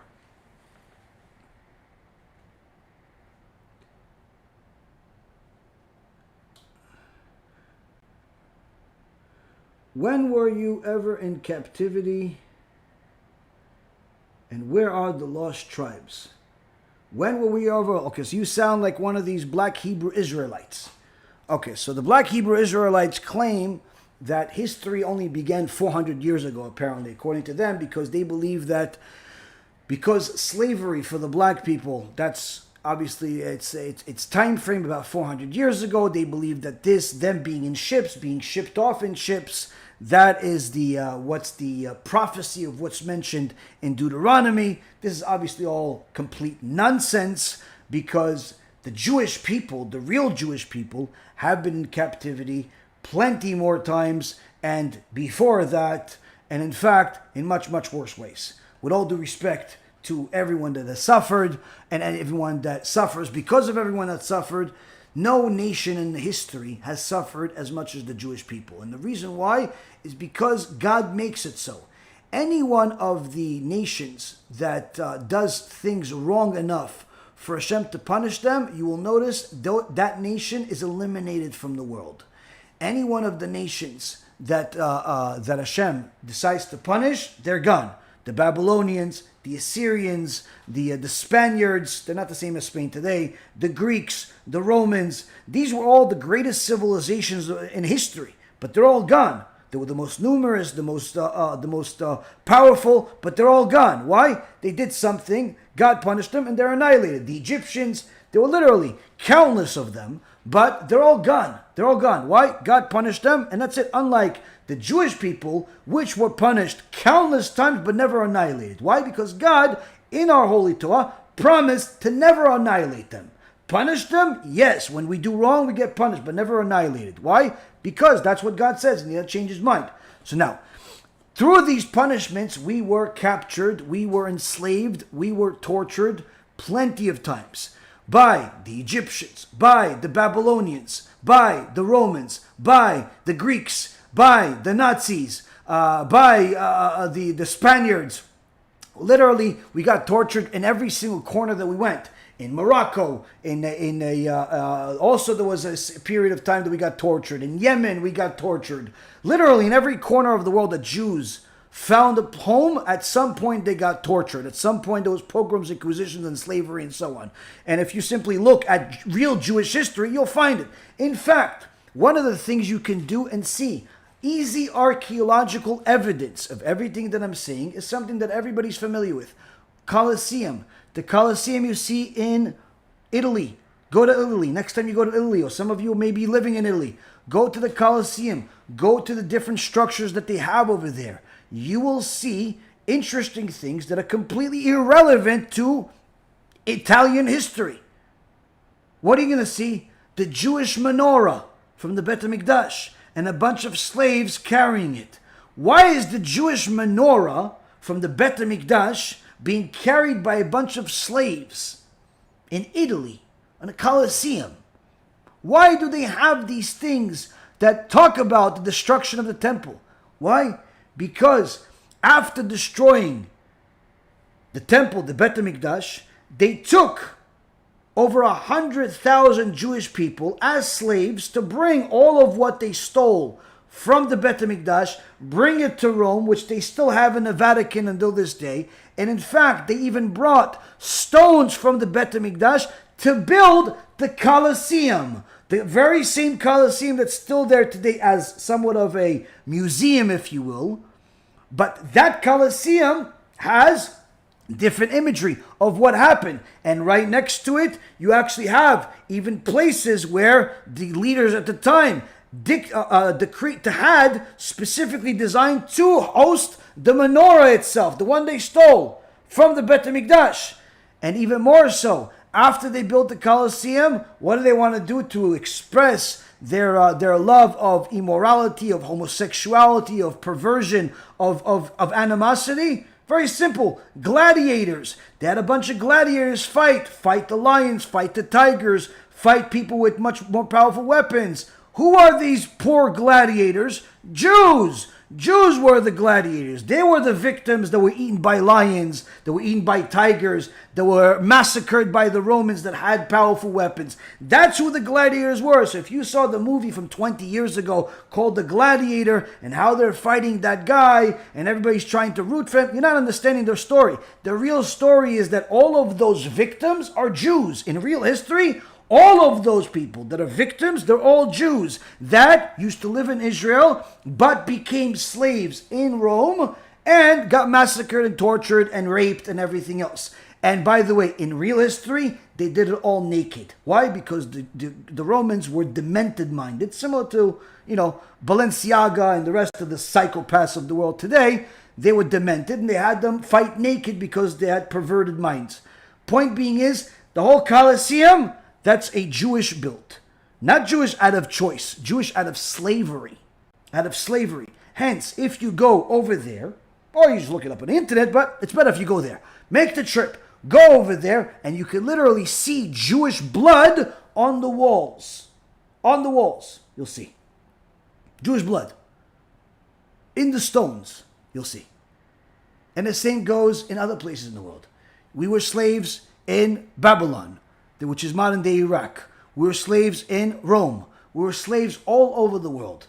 So, with all due respect to the African Americans that were tortured, murdered, raped, and literally horrible, horrible things that happened to them 400 years ago, with all due respect, it is inconsequential in comparison to the Jewish history. Not inconsequential, don't misunderstand me, but in comparison to Jewish history over the last 3,000 years, it's a small fraction. It's a small fraction. It's as if you compare one of the things that happened to us versus our entire history.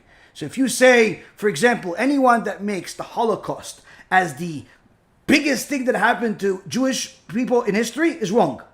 Why? Because much greater damage happened to the Jewish people before that. The destruction of the Beit HaMikdash, the first one, was much worse than the Holocaust. Destruction of the second Beit HaMikdash, much worse than the Holocaust. What happened to us in Egypt for 210 years, much worse than the Holocaust. So again, if you say Holocaust is bad, you're 100% right. What happened to the whole world during the Holocaust is bad. But if you say this is the worst thing that ever happened to the Jewish people, you're wrong. Why? Because if you compare it to the entire history, it's literally inconsequential in comparison to the totality of the entire history. The same as if you would compare what happened to the African Americans during that time a few hundred years ago.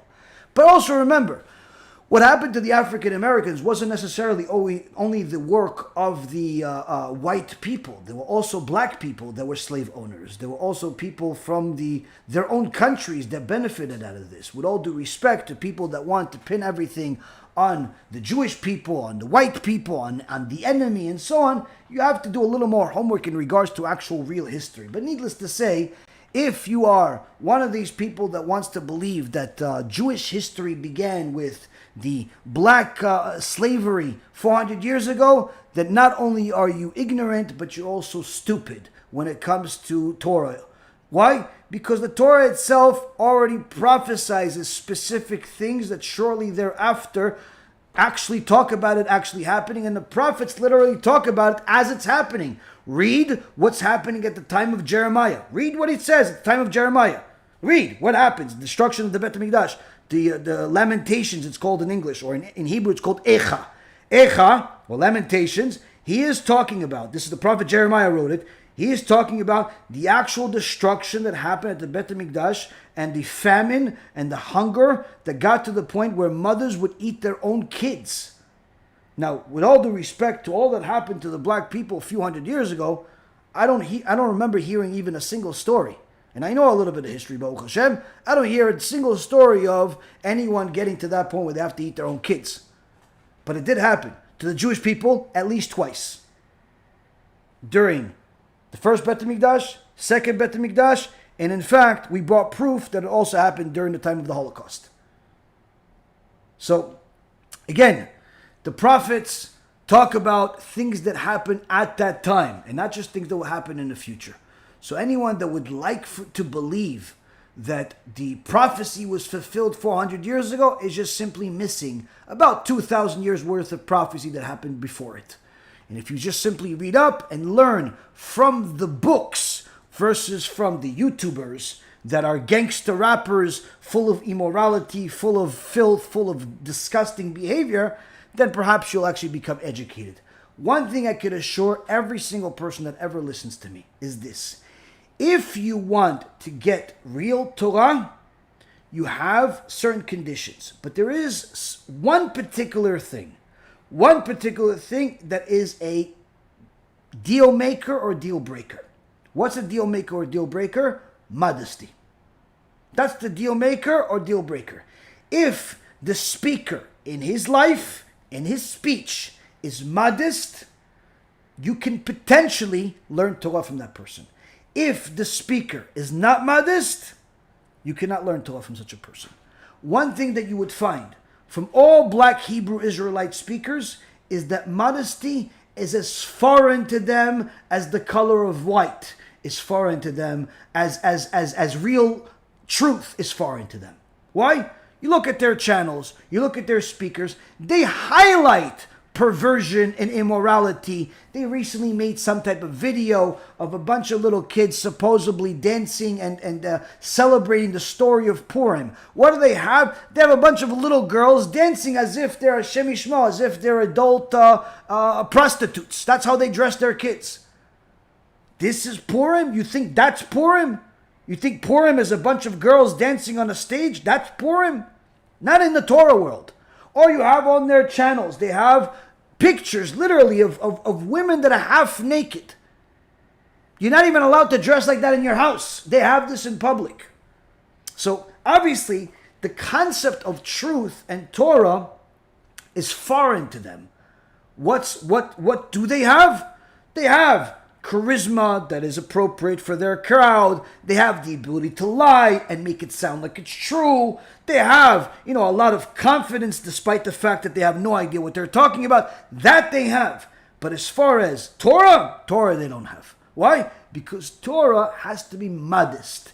Every part of the Torah that you will ever read, you will find teachings about modesty. From the beginning of creation until the end of the prophets, you will always find teachings of modesty, because modesty is one of the preconditions of the Torah unveiling itself to you.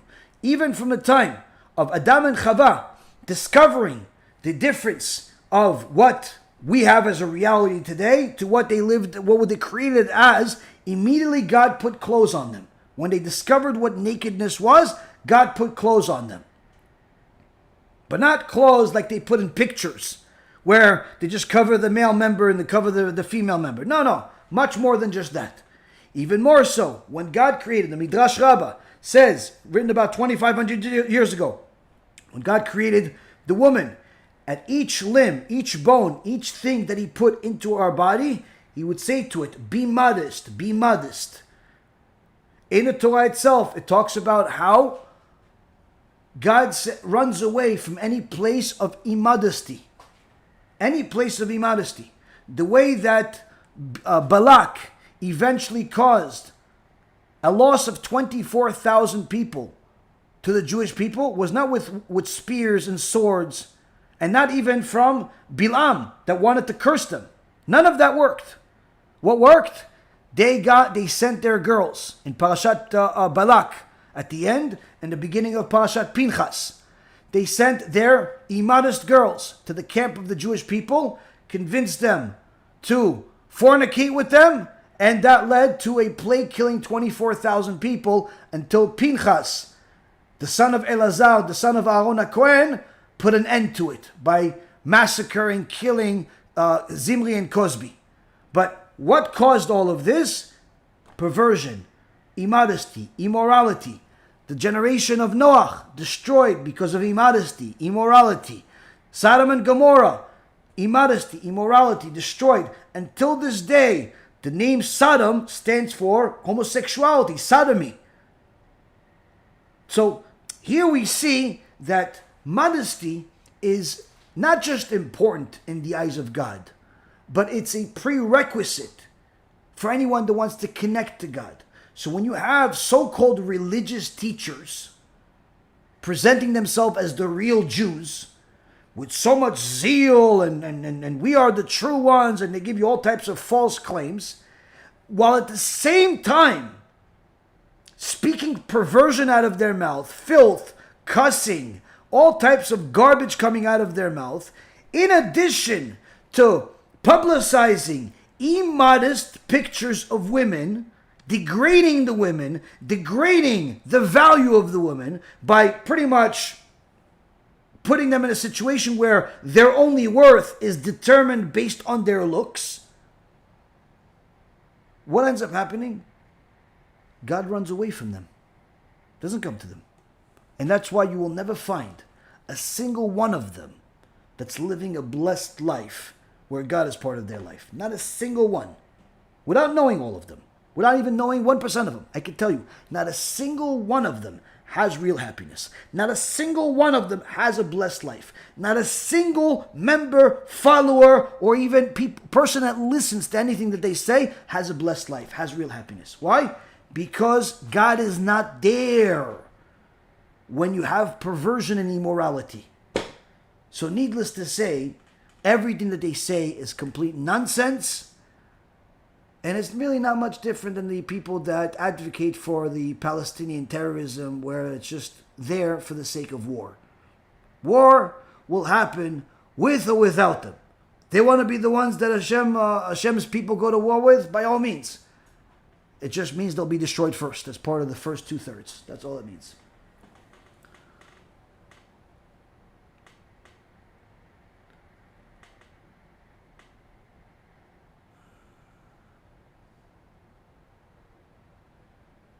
Israel was deserted before the Jews came. Not necessarily. There's always been some Jews living in Israel. Throughout all of history, there was some Jews living in Israel.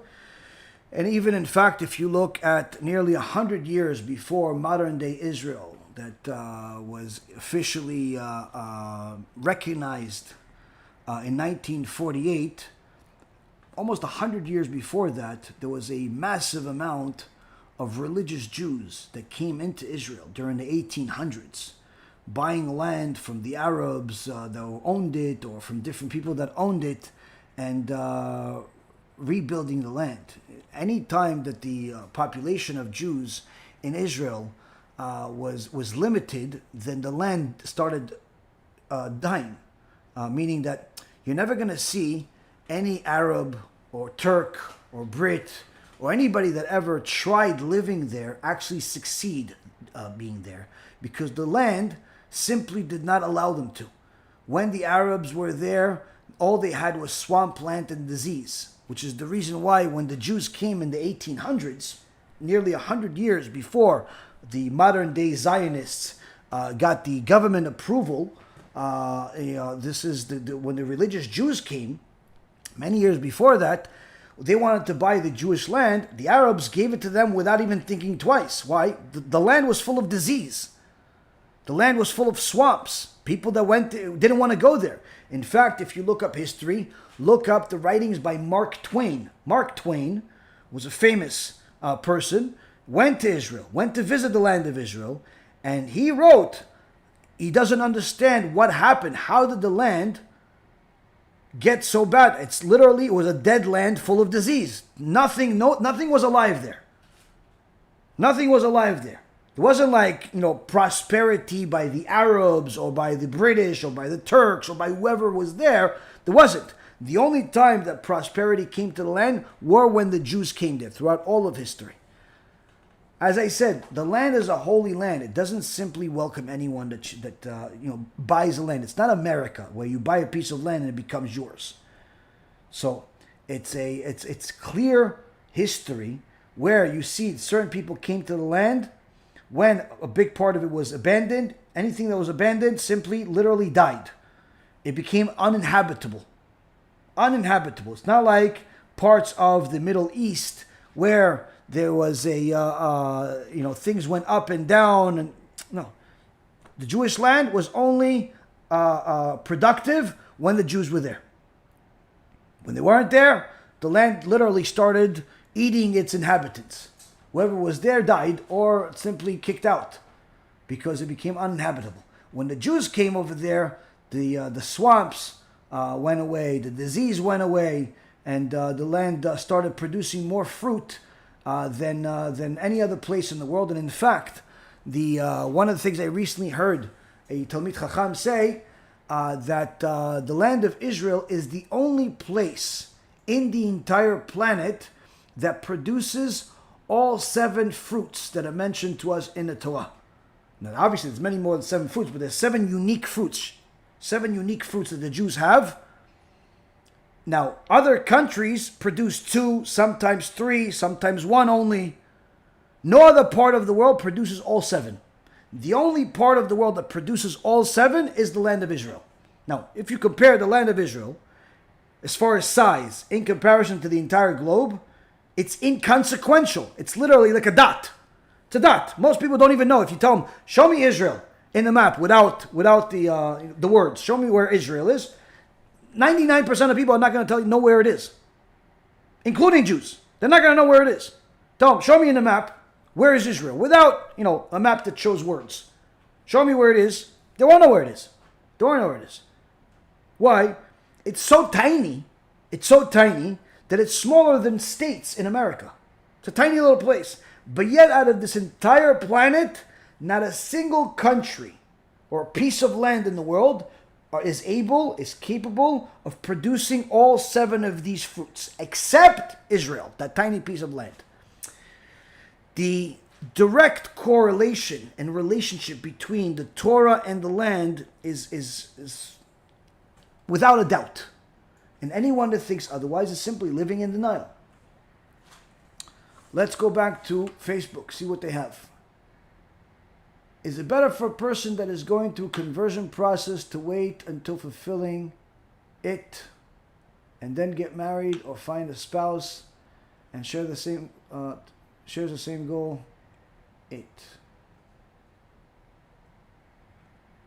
Okay, if it means having a wife to help you convert and having children and so on, sure, it's certainly easier to go through conversion if there's more than one person that has the same desire.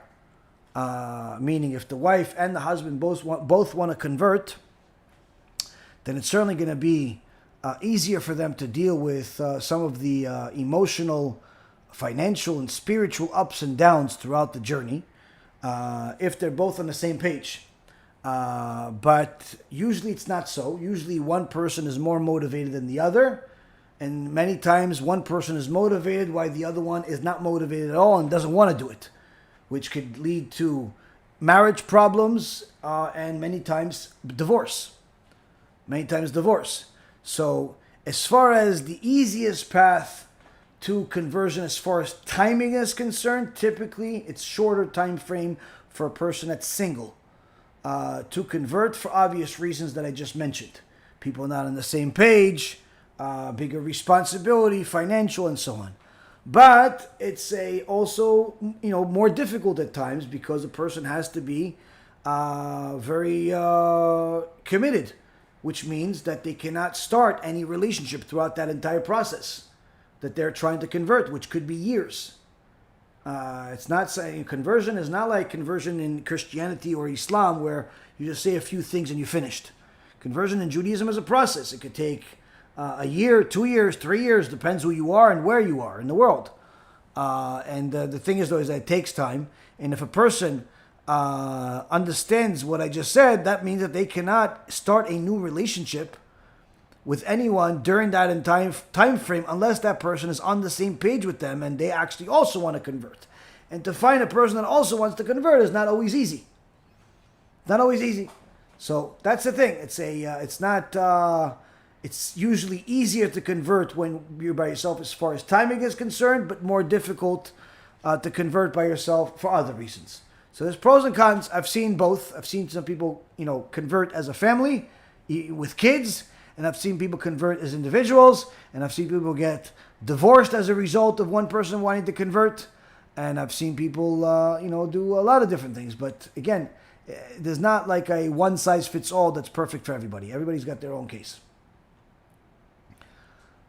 I have a neighbor that was intermarried I was thinking to invite her over for Shabbat to be mekarev. Obviously, I have to invite her non-Jewish husband too. Is this recommended, or is this action giving the wrong message?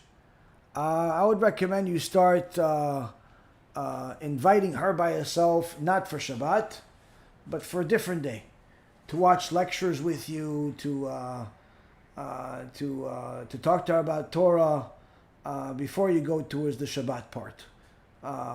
Because again, if she's completely rejecting that and so on, you don't necessarily bring that to your house where she has her intermarriage and her logic of why intermarriage is okay, ruining your Shabbat. So you first start with her by herself during the week, and then go from there.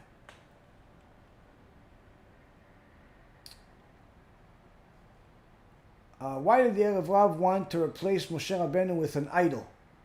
Why wouldn't they try to have one of them be the new leader, or just not? No, of course they wanted one of them to be the leader, but the idol was one of the ways to do it. You know, person that every idolatry typically has a leader, but it starts with someone that is in essence, gives them a reason to think why he's the leader. Why he's the leader? Oh, he's the one that understands this statue the best, or knows most about it, or hears things from it, and so all idolatry usually has some type of wicked person leading them, but through that idolatry, meaning that they know that idolatry better than everybody else. Why does Gemara say that Esther was 40 or 80 years old when the simple pshat text clearly says that she was a nara, a young girl, and clearly says that Achashverosh asked his counter to gather all the young virgins? It really makes no sense. Okay, and furthermore, it says that she counted her menstrual cycle with 7 maidens. She had with her, who has a menstrual cycle at 80 years old. Okay, so if you read the rest of the Gemara with the commentary, then you would understand it. So the Gemara doesn't say 40 or 80 years old. The Gemara specifically says 75 years old, and in fact, the Sefer HaDorot says that Mordechai lived to 400 years old. Now, in the logic of today's secular Hollywood world, this makes no sense. But in the logic of the Torah, this is not a big deal. Why? We had Sarai Imenu give birth when she was 90 years old. We had Yochevet, the mother of Moshe Rabbeinu, give birth at 140 years old, if I remember correctly. So these types of things are not necessarily new things in the Torah. Hashem simply decided that this person is going to be this, and another person is going to be that. You have Rabbi Preda, from the times of the Gemara, lived over 400 years. And many other sages lived many, many years. This doesn't mean that they were like the cartoons and the movies, where they were walking around with a beard longer than the exiles, so white that you could pretty much can't tell the difference between them and a wall, and they look like some type of Chinese samurai from the ancient history. No, they looked, like they, like Hashem decided for them to look. And some of them looked very young, meaning that Esther could be 75 years old and still look like a young woman. There's no contradiction here. As far as the her having the menstrual cycle for that, again, there's no contradiction here. In fact, the Chachamim say that Esther specifically it says that she had these servants over 7 days. Why 7 days? That she had a different servant every day, specifically to allow her to know what day it was of the week, so she could calculate when Shabbat was. So that's the reason why she had different servants. But as far as the age and all of that stuff, is no contradiction. In regards to Achashverosh, if you notice, the verses say that initially they brought him virgins, but then later on it says they brought him women, meaning that initially they brought him virgin women, eventually they brought him everyone, including married women, non-married women, virgins, not virgins, everyone came over there. So initially they made him seem like as if he is a modest and moral person and he would only see them at night, but then the Megillah says, but yeah, he would see them at night, but they would come back in the morning, meaning that he did what he did with each one of them. So you have to read the whole thing, not just different segments of it that you remember off the top of your head, and you'll see that there's a lot more clarity there. Furthermore, you have to know that, again, anytime a person uses the logic of movies and world news and society today, they're always going to be confused by the Torah. Not only because the Torah constantly contradicts what we see as reality, but also because the things that we see today in Hollywood and movies and the news, they're all creating tum'ah. And that tum'ah that sits in the ear is going to reject Torah truth and is going to make a person reluctant from accepting it, as we spoke about earlier. The tum'ah sits at the ear and is rejecting any type of truth that wants to come in. So even if something is clearly true, it's the tum'ah is going to make it seem as if it cannot be true because it's not logical. And because it's not logical because it doesn't agree with what this movie said and what this history book said and what this doctor said. Even though all three have been proven wrong multiple times, still the tum'ah is not going to tell you about how the doctor was wrong and he ended up killing people, and the guy in the news was wrong and he ended up killing people. And all, they're not going to tell you that. It's going to tell you only the Torah is wrong. Why? Because it has an agenda. The tum'ah has an agenda, which is to make you not believe the Torah and have complete faith in what you read in the newspaper and what you see on TV and in the movies. So the more a person consumes foreign things, like movies, like Hollywood, like pornography, like Hollywood movies and things of that nature, and news, the more difficult it's going to be for them to accept the Torah at face value. Even though the Torah has endless amount of proofs, and what they believe as far as Hollywood and news and history that they, that's told to them in school and in textbooks that are full of lies, has literally an endless amount of proofs that to the contrary. Okay, let's see. Does the Torah forbid to have any comments regarding space travel, man on the moon? Comments, meaning to talk about going to space and going or to going to the moon? No, there's no problem of going to the moon. There's no problem of traveling to space. It's just simply a waste of time to talk about it, think about it, and needless to say, to do it for a few reasons. Number one, the purpose of a person coming to the world is to serve God. That's the purpose. If a person wants to live for eternity and be in heaven, they have to serve God, not their intellectual desires. And they certainly need to protect their life. So if a person goes to the moon, hypothetically speaking, then that means that they're going to waste all of that time that they could be serving God by praying, by learning, by teaching, and simply doing whatever it is that they need to do in order to survive on this journey. On the preparation for this journey of going to the moon, the actual journey itself, and risking their life that has killed many by traveling to the moon. And truth be told, it's questionable whether anybody ever went to the moon. But let's just assume they actually went to the moon. What are you going to do there once you get there? Nothing. Can't do anything over there anyway. Now, as far as space travel is simply a figment of our imagination. Why is it a figment of our imagination? There's a recent scholar that I heard say that all of the things that you see in movies, such as building these big ships and traveling into space, it's complete nonsense. Why? Because the closest star, the closest rock that you have to Earth is millions of years away. Millions of years away.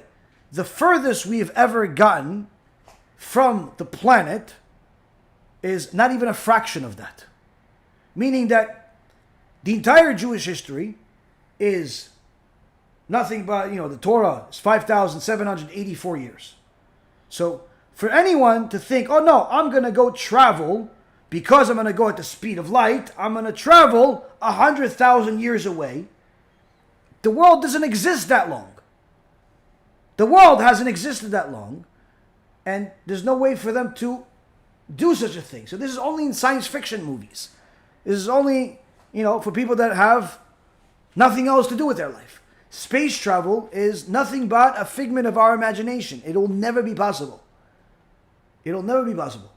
The most that people can possibly do is maybe build some satellites so you can get better cable internet, faster downloads. Watch my shiur live, literally so live that is as if you're sitting next to me. Perhaps you'll get that. Instead of 5G, it'll be 10G. Maybe you'll get some better quality cell phone reception, because sometimes when I go to my doctor's office, there's no reception there. Maybe they'll build some towers for that. Maybe you'll get some new technology to make air travel within the planet better, safer, faster. That's certainly possible. There are certain things that are certainly possible within the world that we live in. But to go travel from planet to planet, start building new civilizations in other places, that's only in imaginations. That's only in children's imaginations, and sometimes those children are 50, 60 years old that have watched way too many movies.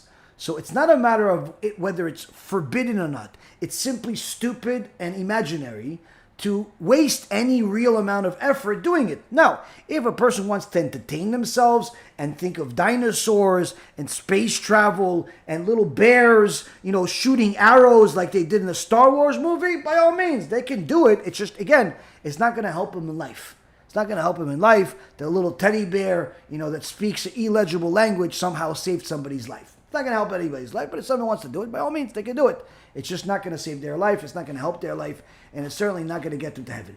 So again, a person has to be productive in their life. They don't live here forever. So what they choose to do is up to them. Let's see.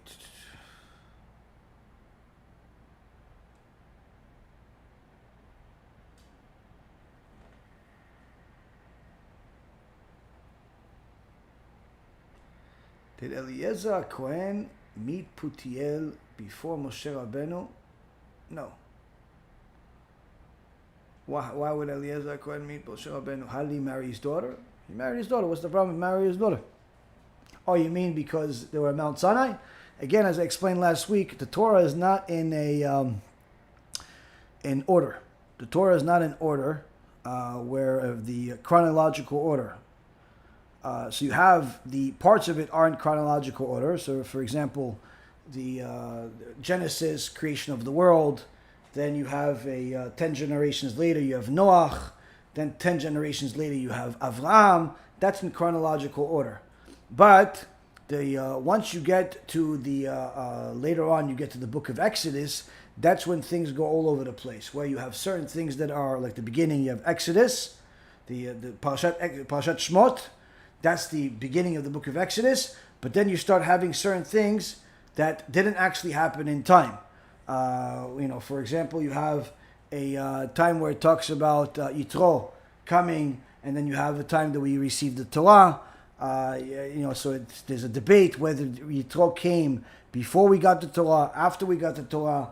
Then you have certain things that happened 40 years later, not at that time. So the Torah is not in chronological order. So as far as Eliezer marrying the daughter of Yitro, that doesn't contradict anything. He didn't meet Yitro before Moshe Rabbeinu. It's just that, again, you're reading it in the reason why you're having confusion is because you're reading the Torah as if it's in chronological order, and it's not. It's just Hashem put the Torah in such a fashion that there were specific lessons in the Torah, in that parasha, in that story that had to be told in that fashion. Not the story itself had to be told. The laws are the priority reason of the Torah, not the stories. The stories are secondary. Okay, let's see what we got in TikTok. What is the first word in the first book in ancient Paleo-Hebrew? Don't really care. Didn't ask about that. Oh, okay.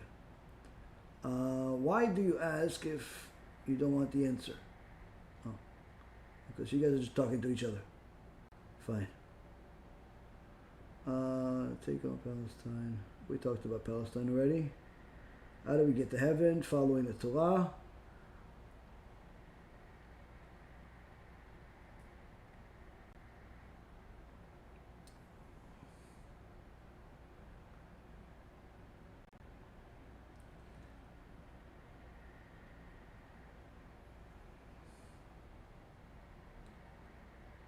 I don't think anyone is just a random American or random anything. Okay? Everyone has an opinion.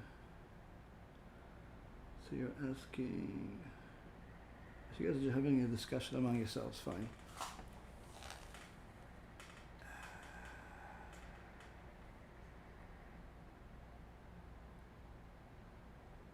They never have an issue speaking in respect of other opinion. Okay, no. Anyway.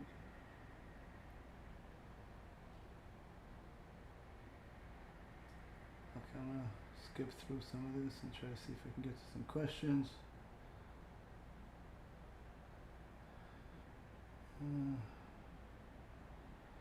They say scientifically the last sentence. Okay, we did this already before. Sir, may I ask a question? That is a question.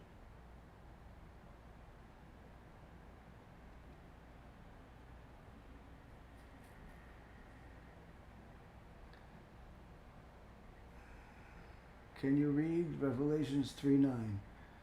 I can read it, but I won't read it because I don't go into books of idolatry called New Testament. Let's see.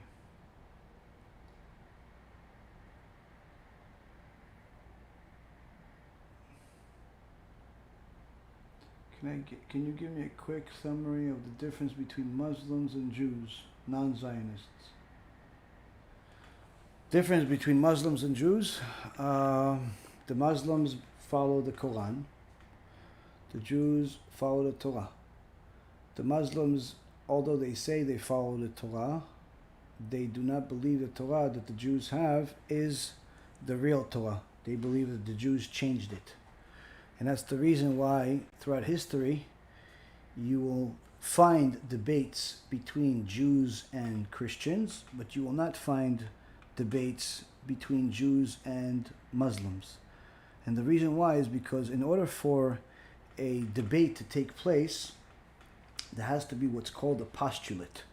A postulate is there has to be certain conditions that everyone agrees to that must be true or must be false. For example, if you have a debate with a Christian, both the Jew and the Christian have to believe that, of course, the Torah preceded the New Testament, and therefore it is possible for both to be true.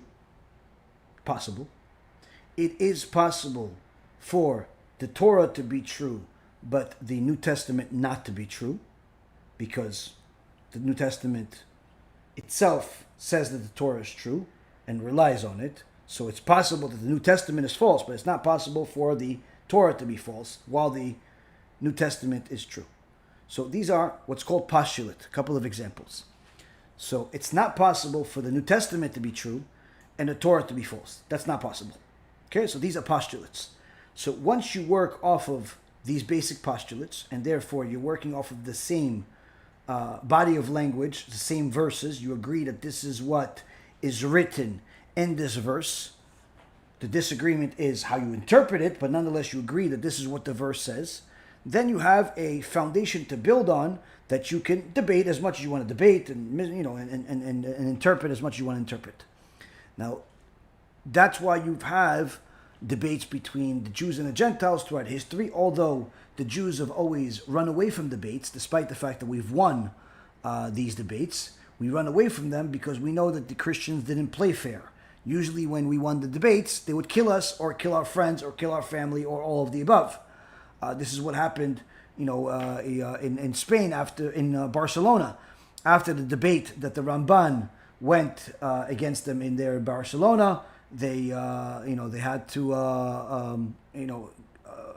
they wanted to kill him. He had to get special protection from the king to run away. Even though he promised them that he won't be able to, that they won't touch him, still after, that's because the king never thought that Ramban was going to win the debate. After he won the debate, they wanted to kill him and he had to literally flee the country. This is, same thing happened throughout all of history. Now, this debate in Barcelona took place about 700 years ago or so. It's a very famous debate between the Jewish world and the Christian world, and a debate that the Christian world simply can never recover from, because anyone that follows the same wording as the Ramban would simply never lose a debate. Would never lose a debate.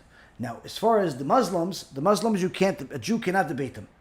Why can a Jew not debate them? Because the Muslims do not have any postulates with the Jews, because they don't believe that the Torah that we have, that the Torah that we hold true, is true. Meaning, they believe the Torah is true, but not the Torah we have. They believe we changed it. They believe, for example, that the character we say that Avraham was willing to sacrifice his son Yitzchak because Hashem asked him to, and nearly killed his own son, and nearly sacrificed him, which is one of the things that brought merits to Avraham, to Yitzchak, and to all of his descendants, which is the Jewish people.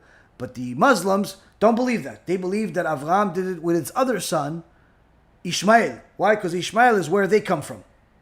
So obviously this is a very significant error on their part, and a very significant difference. So once you say that there's no universal language, there's nothing to talk about.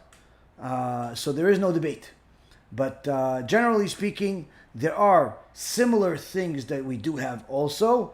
We slaughter our animals, they slaughter their animals. But there is, in the same things that we have similarities, we have major differences. What's the difference? The way that we slaughter the animal is very, very different than they do. We have to cut specific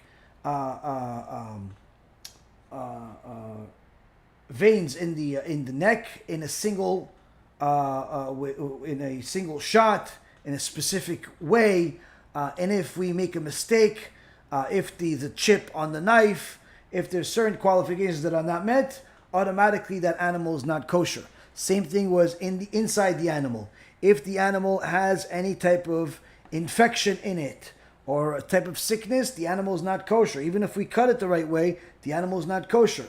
Now, what do you do with all of those animals? We give them to the Arabs. We sell them to the Arabs, to the Muslims. Why? Because they don't have those rules. They could simply chop off the entire head of the cow without thinking twice. It doesn't matter for them what's in the lungs, what's not in the lungs. So their laws of halal are very different than the laws of kashrut. Our laws are much more strict than theirs. So for us, the main thing, the thing is that not just slaughtering, but slaughtering in a specific way, and the animal being in a specific condition. For them, their priority is the slaughter itself. The slaughter itself. Everything else is secondary, if you will. So that's why many times you'll see that the kosher butcher shops are typically within walking distance of the halal places.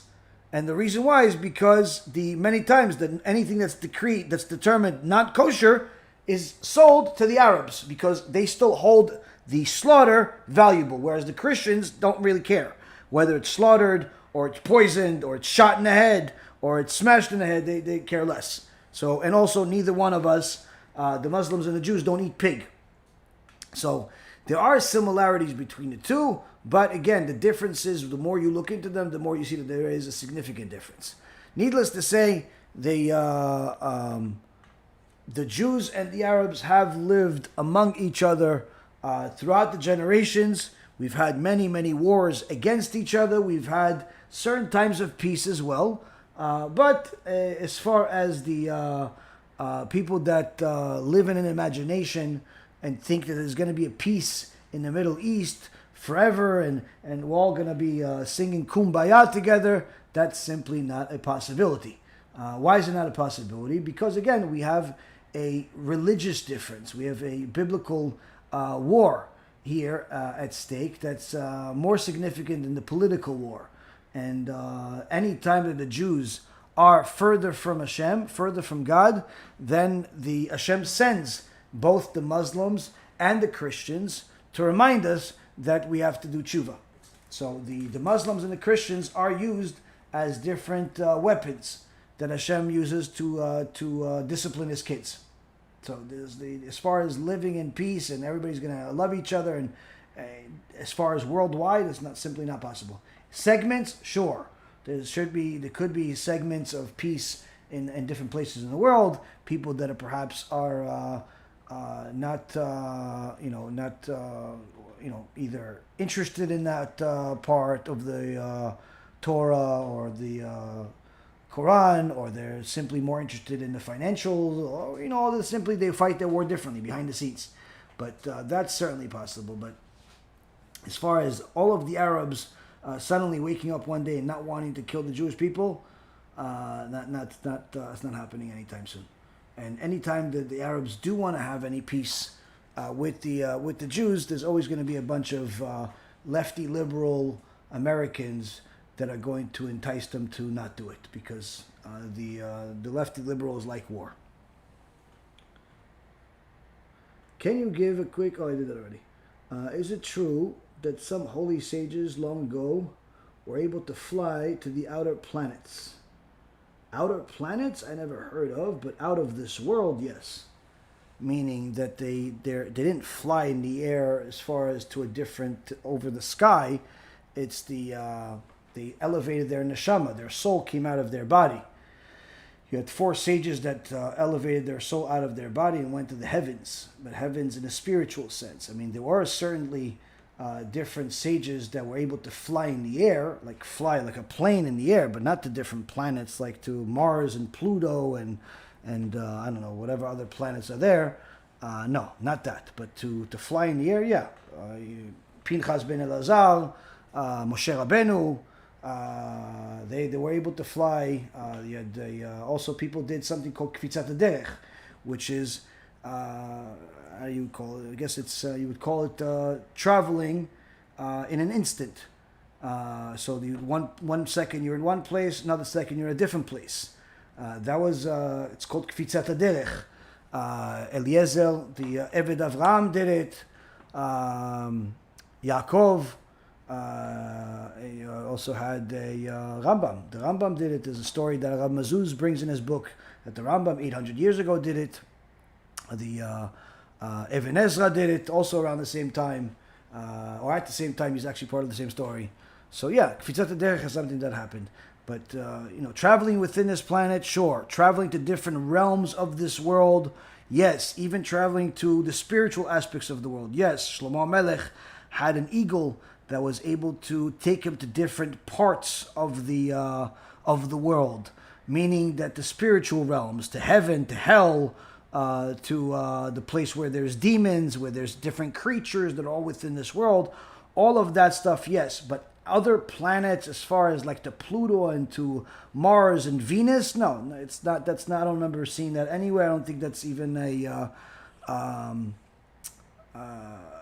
something that's a remote possibility, or any need to do such a thing, because there is the spiritual world that within this world is far beyond our imagination. If anybody that knows a little bit of some of the things of the Kabbalistic world, of how a person can elevate their neshama, that neshama can travel to different places, you can go see heaven, hell, and different things. There's no end. There's no end. You don't need the physical world to travel. You don't need the physical world to travel. Like, people think that you need physicality to travel. What they're not understanding is that the physical is the limited. There's an unlimited world. An unlimited world, that Shlomo HaMelech delved into that. He delved into it and showed us some parts of the unlimited world, and the Kabbalists have shown us parts of the unlimited world. And the unlimited world is nothing that's it's beyond our imagination, beyond any scientist, beyond any fairy tale, beyond anything that the human mind can comprehend. All the movies and all the special effects that people come up with are not even going to explain 1% of what's in the unlimited world. We have no concept of even understanding or ability of understanding what unlimited means. It's to that extent. Like, if you tell somebody, just explain to me what a million days is versus a billion days, the average person is not going to be able to get it right. Average person is not going to be able to get it right. It's not. They're not going to have a concept of what a billion is versus a million. It's not. They think, oh, it's 1,000. Just do the math. Go check. What's a million seconds versus a billion seconds? A million minutes versus a billion minutes. Just look at the difference between the two, and you'll see how that's limited. But still, in our mind, it's beyond our comprehension. So, needless to say, when you start talking about infinity, things that are not limited. So it's much further than what we could think. Do I support the state of Israel? If you mean, do I send money to the government of Israel so they could feed themselves? No, but I do send a lot of money, Baruch Hashem, to poor Jewish people that live in Israel, absolutely. But there's a difference between the state of Israel as people know it and the people of Israel. Two different things. If you're talking about, usually when people mention the state of Israel, they're referring to the government of Israel. The government of Israel is not a religious government, and in fact, is in many parts of it is anti-religious. They're anti-Torah. They're actually pro-Christian. They're pro-Muslim. They hate everyone in the Jewish world, which is in essence themselves. But they love everybody else. They love the Christians. They love the Muslims. They love everybody else except the Jews. So the Israeli government is an anti-Torah, anti-Semitic government. They hate themselves. They hate their brothers and sisters that are rabbis and so on. So for a Orthodox Jew to say that he loves the Israeli government would, in essence, negate his religiosity. So it's not possible. The same thing with the Zionists that got the government approval in 1948, and the ones that preceded them, Herzl Machshimo, may his name be blotted out, or his Talmidim that he had, Ben Gurion Machshimo. These were evil people. These were evil people no less than the Nazis, and I've actually shared in many lectures to talk about actual documented history of certain things that these evil people did that were damaging to their own brothers and sisters. No less than what the Nazis did to the Jewish people. So the point is, when I say that somebody's anti-Torah and anti their own brothers and they hate their own brothers, I don't just mean they have a different religious belief or a different ideology. I'm talking about enemies. They're enemies of each other. So the Zionist government that's still running the country till this day is an enemy of the religious people in many aspects. But there are religious people that enter the government and work with the government in order to make things as least evil as possible. Meaning they try to negotiate with them in order to minimize the evil. This does not mean that they support them, that they respect them, that they agree with them. It just means that you try to lessen the evil, similar to all other politics, which is that even if you disagree with the other party wholeheartedly, you're still going to try to negotiate with them to lessen the disagreement to a certain extent. That's in essence the point of politics. So now, or at least theoretically speaking. So as far as supporting the government, no religious Jew can possibly support the government because the government is anti our values and our religious beliefs. It's based on the foundation of communism and atheism, which is obviously against everything that we believe. Now, does that mean that a person that is religious Jew is against the country? Absolutely not. It's the opposite. Where we understand that the government is not good, but it doesn't mean that all the people that live there are not good. There are many religious Jews that are wonderful, extraordinary people that live in Israel, that study Torah, that are observant of Torah, and there are even some non-religious Jewish people that live there that are wonderful people that hopefully will become religious soon, and that's one of the goals that we have to try to help them. But they're not anti-Torah. They may not be religious, but they're not against the Torah. They're not haters of it. They're simply just not familiar enough, not knowledgeable enough, not aware enough, but certainly they're not against it. They're not against it. Like I grew up not religious, and I became religious later on in my life because, again, I didn't know enough in order to convince myself to be religious. And later on, I had my own process of becoming religious, which is documented in the movie. But again, this lack of religiosity never put me in the same line as the Zionist that I learned about when I was a young kid. I was in college. I remember when I was 17 years old, I took a college course about Zionism and read this, 1,500 page book from my Zionist class, literally becoming more and more disgusted by these people, even though the book itself try to personify these Zionists as decent people by simply not documenting all of the real information about them. But still, there was nothing really impressive about them like people think, unless you erase a lot of many parts of history. Later on, when I got a little older and I studied it further, and I saw that there's a lot more to the story, I actually saw how evil they really are. No less than what the Nazis did. And I repeat that all the time to people because people don't know this. Many people in Israel still living today study Zionism without realizing that the Zionist founders were Nazis at heart. They took Jewish babies, even though they themselves were Jews, they took Jewish babies and did medical experiments on them. They took Jewish babies from Yemen, from Morocco, and they sold them to different scientists in America to do testing on them. They took Jewish babies, told the parents that the baby died, and they sold them to different parents in Europe and in America for adoption for $5,000 at a clip. And they told the parents, no, the baby's dead, we buried it already, you can't get it. So they did this. This is all documented history. This is all documented history. This is not like some fairy tale conspiracy. It's all documented history. Some babies actually eventually grew up and found their parents, their real parents, especially Yemenites. But nonetheless, the original Zionists of 1948 and before were evil monsters. And in fact, they were willing and able to destroy all of the Jews if they wanted to. They actually had no remorse for the Jewish people that were in the Holocaust.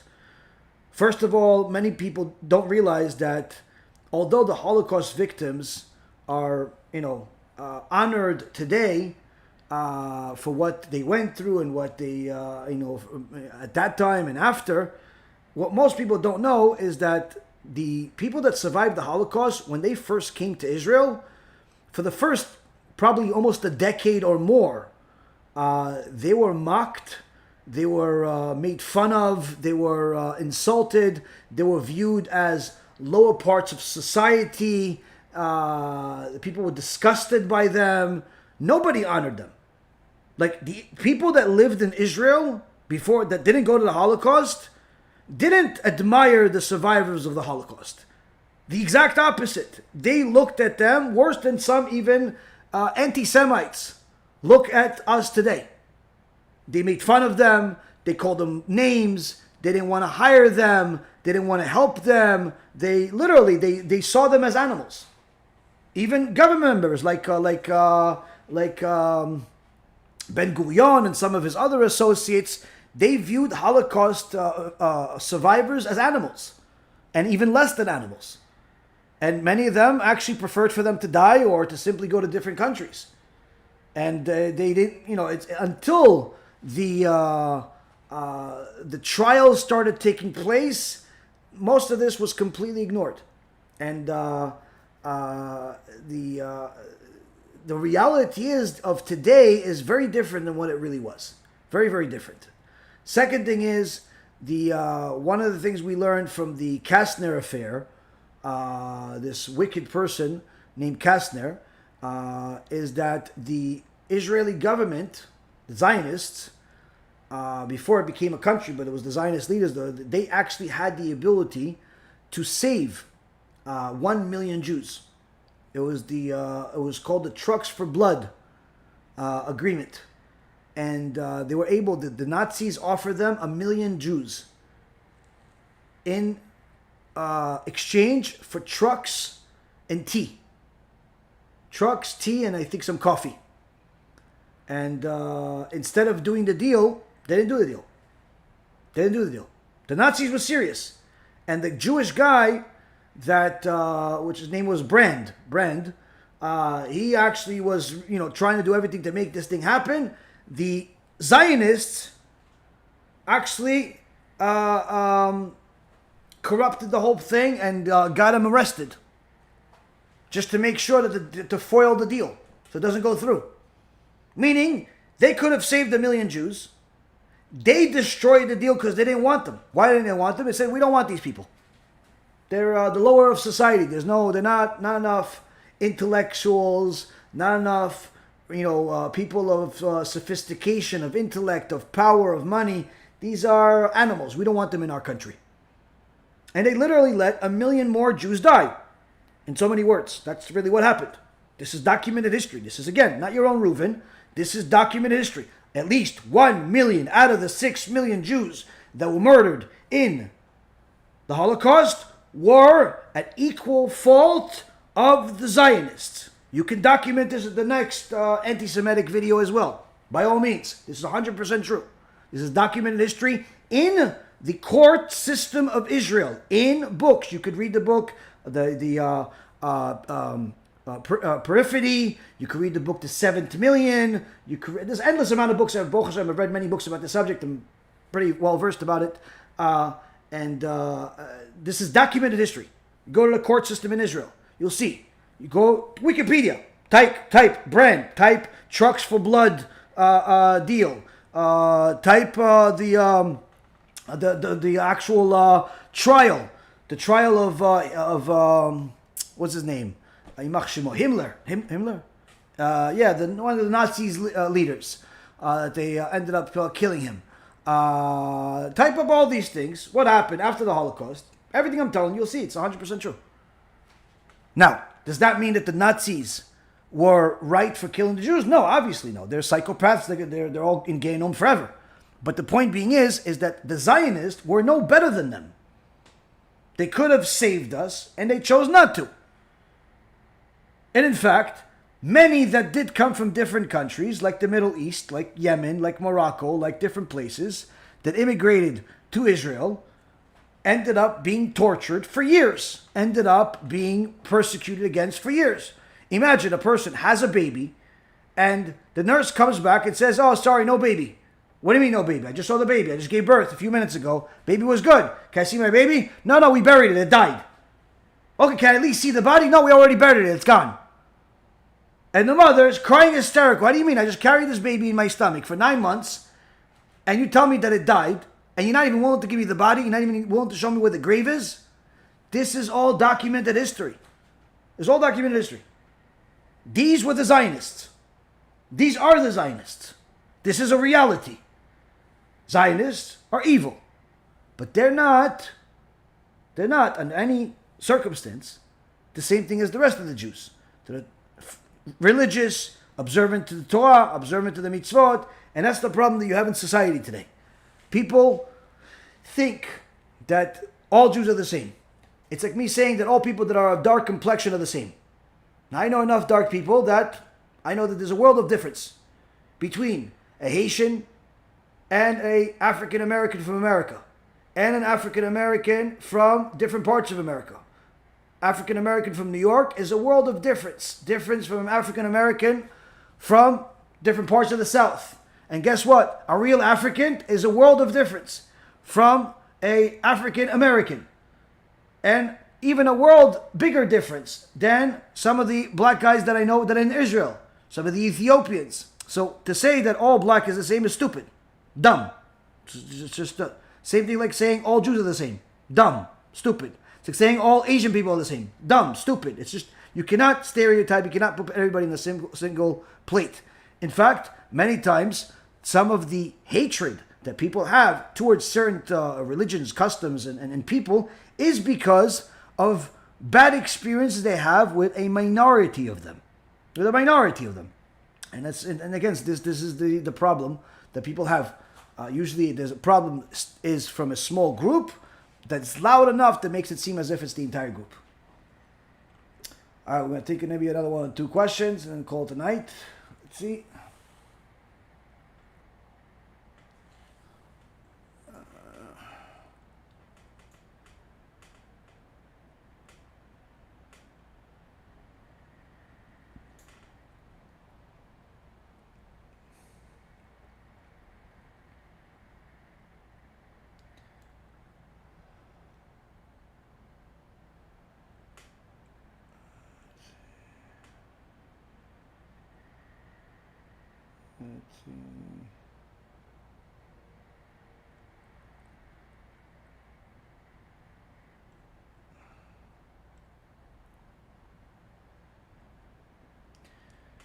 is it right for a girl that's under 18 to go to a gynecologist, according to the Torah?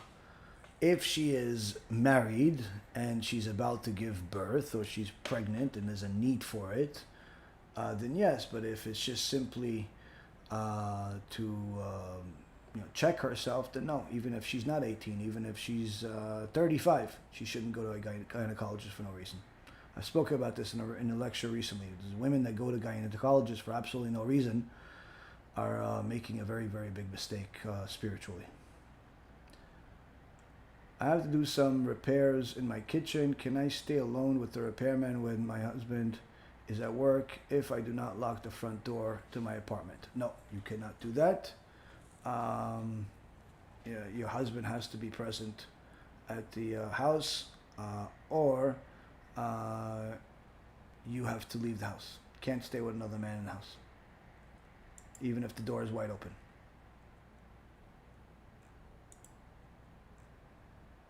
Okay, we have one more question. The difference between... Oh, yeah, you're just saying what I said. Okay, settle. All right, guys, let me see. Better to get my smicha in Israel or America? Better to get your smicha... It depends on what you are looking for. If you're looking for a document for people to call you rabbi, yeah, in America. If you're looking for real Torah knowledge, then Israel. It takes a lot longer. It's going to take you, in America, it could take you a couple of years. In Israel, it could take you 12 years, 10 years to get it. Unless you're extremely studious, maybe you can get it in 5-6 years, but usually it's much longer because there's a much more extreme testing system and so on. But I could tell you that without any shadow of a doubt that the rabbis of Israel, the people that have the smicha, the Talmidei Chachamim in Israel, are a world apart from what we have in the Western world. Yes, of course, you have some Torah scholars in America and in Europe and so on, but your average rabbi in Israel is a world apart than what you have here in America. A world apart. There's no comparison. So, it's if you want to become a real Torah scholar, your place to go is in Israel. If you want to, simply get a certificate that people call you rabbi for whatever, egotistical reason, then you could just get it on the internet. So again, it depends what you want in life. All right, guys, thank you very much for learning with me. Bracha v'atzlacha. Hashem bless each and every single one of you with a lot of yirat shamayim, siyata d'shmaya in your Torah learning, and b'ezrat Hashem, we continue to learn again together next week. Kol tu, bracha v'atzlacha.